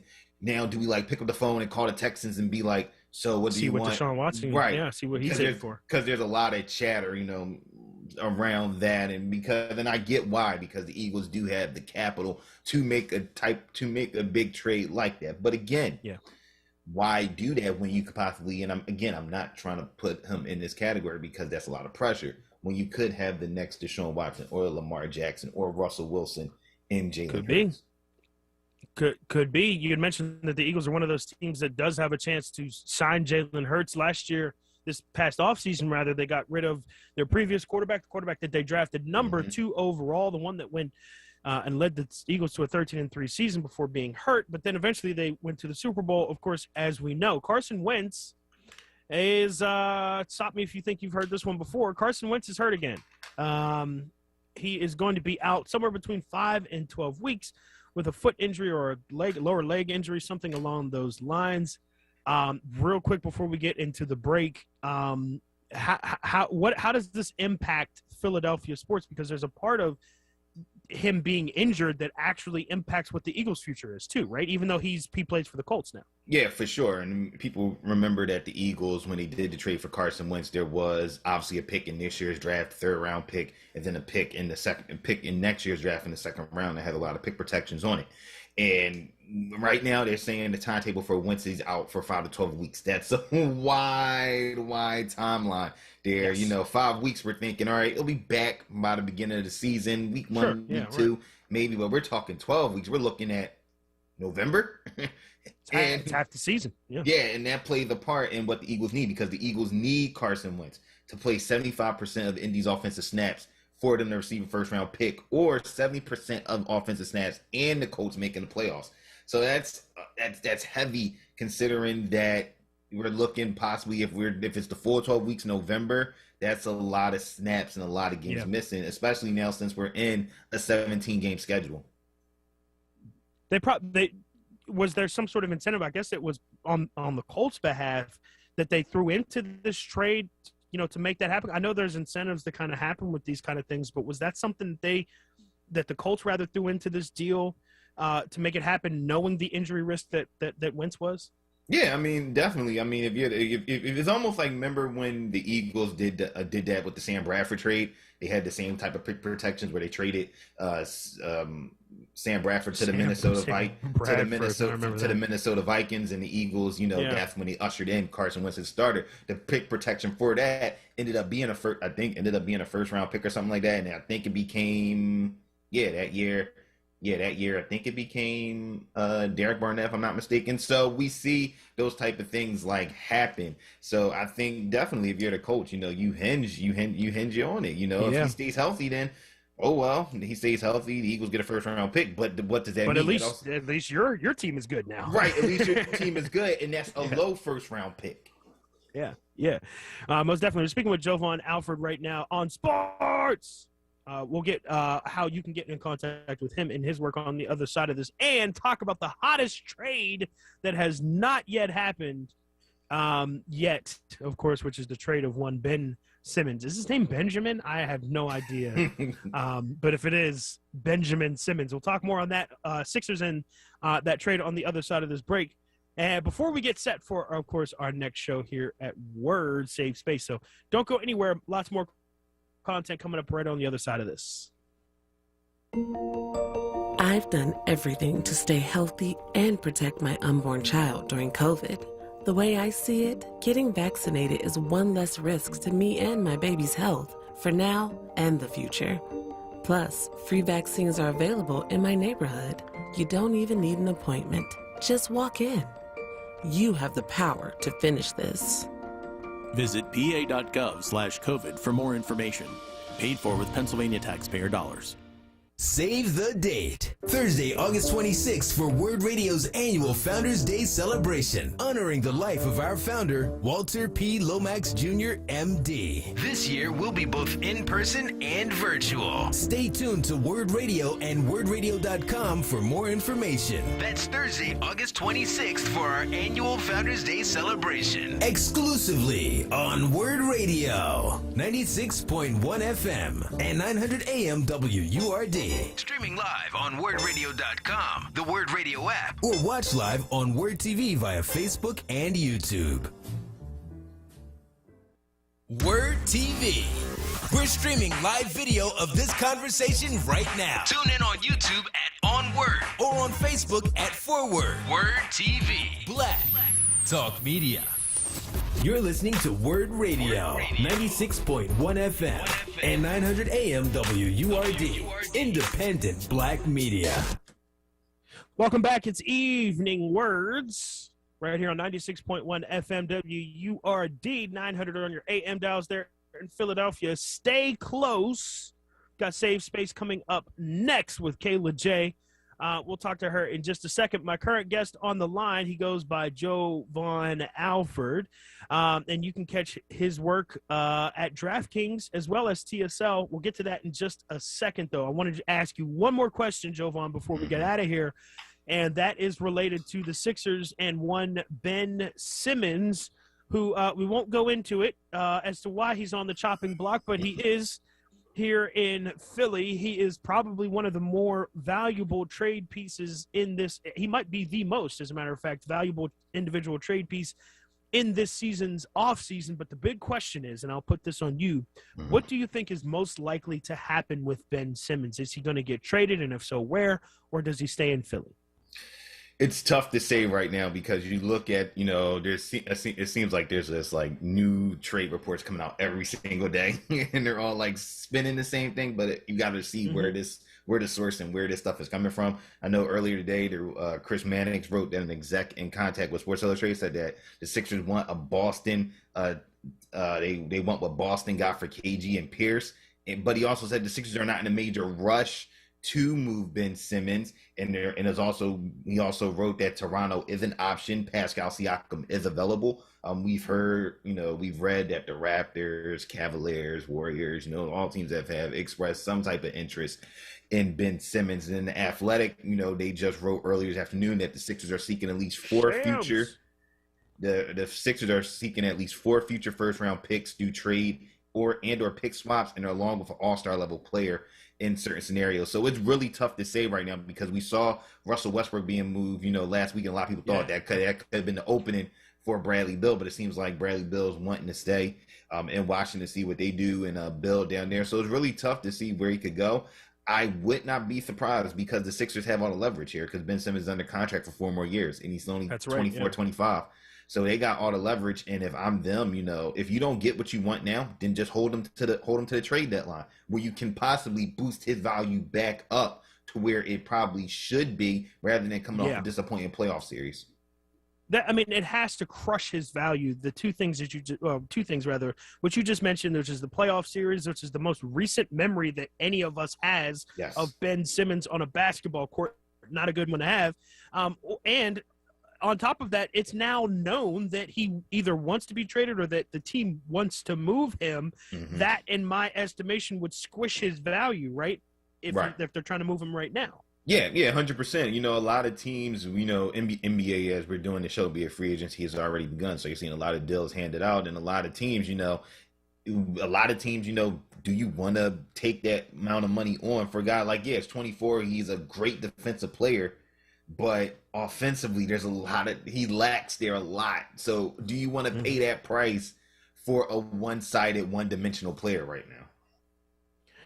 Very interesting to see. I still do think that he's very talented. Yes. I don't think that he necessarily fits very evenly and very neatly within this particular system, because unless he's playing power forward, I don't think he's a point guard. Unless he's out of position. Yeah. And I do think that is a solvable thing.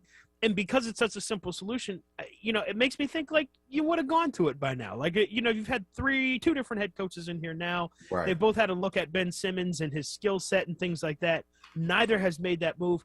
I don't know why, if it's a Ben thing or if it's a coaching thing, whatever it is. But I think I still am sticking by this. He's a very frustrating player to watch at times in this offense, but he is a very talented player, 6'10" with ball skills. Like, come on, who doesn't? And left-handed too, so he's coming from the other side. I think there's a lot to like about that kind of thing, and I do think that the Sixers, if they don't get that value, or the value that they want, I know it sounds ridiculous for a lot of us out there, but if they don't find that value, hang on to him. I hope they follow suit with that one, for sure. Jovan, before we let you go, make sure you tell us where we can find your work, both TSL and DraftKings. DK, where can we read your stuff? Oh, yeah, for sure. Thanks again for having me on. For DraftKings, you just go to dknation.draftkings.com. A lot of sports betting stuff, getting ready for the NFL season, baseball stuff. If you're into the prop bets and, playing those in DFS, definitely have some stuff up there about that. And then when you look at totalsportslive.com, everything pretty much Philadelphia sports. I got a new story up there a couple days ago from Harrison Brown, looking at what the Phillies got recently in Kyle Gibson, Ian Kennedy trade, and got a Colts story coming up very soon from him, looking at what the quarterback options are with Wentz going down. Even though it's not Philly, there's still a connection here. But there in the podcast, you can check out as well. For sure. If people want to do that, Spotify, right? Yes, Spotify. Podcast? Yeah, TSL Podcast, Spotify, Anchor. Pretty much anywhere you get your podcast is right there. TSL Podcast. I'm telling you, it's one of the best Philly sports talk podcasts you will run into. So make sure you go check that out. Jovan, thanks again for coming by and talking sports. Hey, no we'll problem. Talk to you again soon. Anytime. All right. Before we get to our transition, don't forget that you can join the 4WURD movement and amplify the voices of the Black community as a digital member for as low as $5 per month. It's the best way and the best chance that you have to support WURD right now, and you don't even have to move. Right from wherever you are, just grab your phone. I know it's within arm's length. And visit wordradio.com or give us a call at 215-425-7875. Remember, we need you. Show your support. Join or renew your 4WURD membership today to show that you stand with WURD, the only Black Talk radio-owned radio station in Pennsylvania. Definitely important to remember. Appreciate the folks for joining me here on the show. Coming up next on the program, we do, of course, have, not on the program, on the next program, we have Save Space, hosted tonight by the one and only Kayla J. Kayla J and I linked up for a show on Save Space a couple of weeks ago. It was a great program, if I may say so myself. Eric, I don't know if we actually have Kayla in the stew right now, do we? We do. Kayla is in the stew? Yeah, where else would I be, man? You want Oh, there she is. What's going on? Nothing much, Mr. Keaton Nichols. It's good to see Kayla you. Good J. to hear you. Thank you very much. I appreciate it. Same to you. Kayla J., one of the hardest working producers, not just at WURD, but anywhere that you look. Oh, thank you. You are taking over the 7 p.m. and the 8 p.m., repping for the 99 and the 2000. Am I correct in that? Yeah. Oh, yeah. The 99 Tell us what you got. 2000, for Tell sure. us what you got coming up. You know what it is, Kayla, before we go into this? The young people have taken over the whole evening. That's what it is. Yeah. Like, you know, we're just bringing a different energy to it. Yeah, this that good I'm millennial excited. feel. You know, they always say we're not doing nothing, but here we are, making it do Look what at it us do. doing stuff. Come on. Doing stuff. Mr. Brown would say, look at you looking how you looking. Look at how you looking. But nah, tonight I'm excited to sit in for my sis, Sincerely Sarita. She will be back on Wednesday, you guys. But tonight and tomorrow have a few topics. We're going to discuss them good old Olympics that's happening right now, the 2020 Olympics. Don't confuse it. It's not a such thing as the 2021 Olympics. There's no such thing. Oh, that is a good point. That is a very good point. There's no such thing. Yeah, so no, it's never happened. Right. So we're going to talk about that, look at the medal count, talk about how these Americans are doing in the race for gold. Also going to have on a Philly artist who EP just dropped yesterday, E-Mac. She's going to join me at the top of the hour. And then we're going to get our money right. We're going to have coins in conversation with our girl, Joanna Jane, and talk about community wealth. I like it. I like the sound of it. Before we let you go here, I got to get your opinion on this. Simone Biles coming back tomorrow for one more event. Should she just stayed out of like the entire thing at this point? Are you cool with that? Personally, I would have asked her to sit out sit out for a professional reason, to me, because my whole look on it was unprofessional for her to walk off during the meet. That's how I felt. So I felt like it's unprofessional for her to come back in midway during the meet. It's been a lot of hot discussion. I'm interested to see what you have to say on that. But it's a lot of hot discussion. I know that she said that she was experiencing what is referred to as the twisties, which from what I can equate is a much more dangerous version of like the yips. I don't know if have you ever heard of the yips? Yep. I've heard of both the twisties and the yips.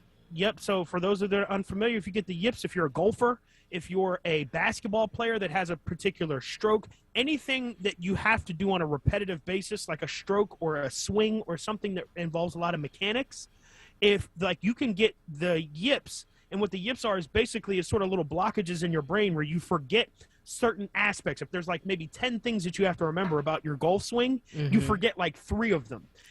Because of that, you can't remember where your muscles are supposed to be, where your body's supposed to be, and your swing ends up all out of whack.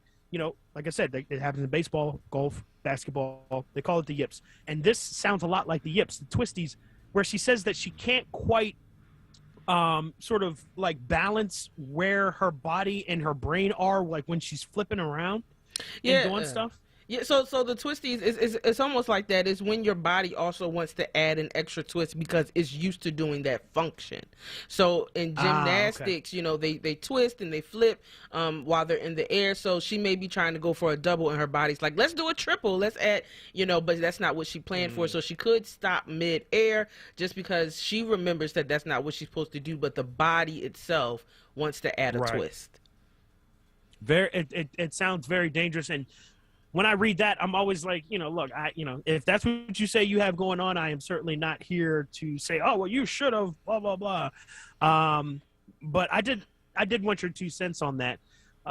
real quick, because that's like the hot story coming into it.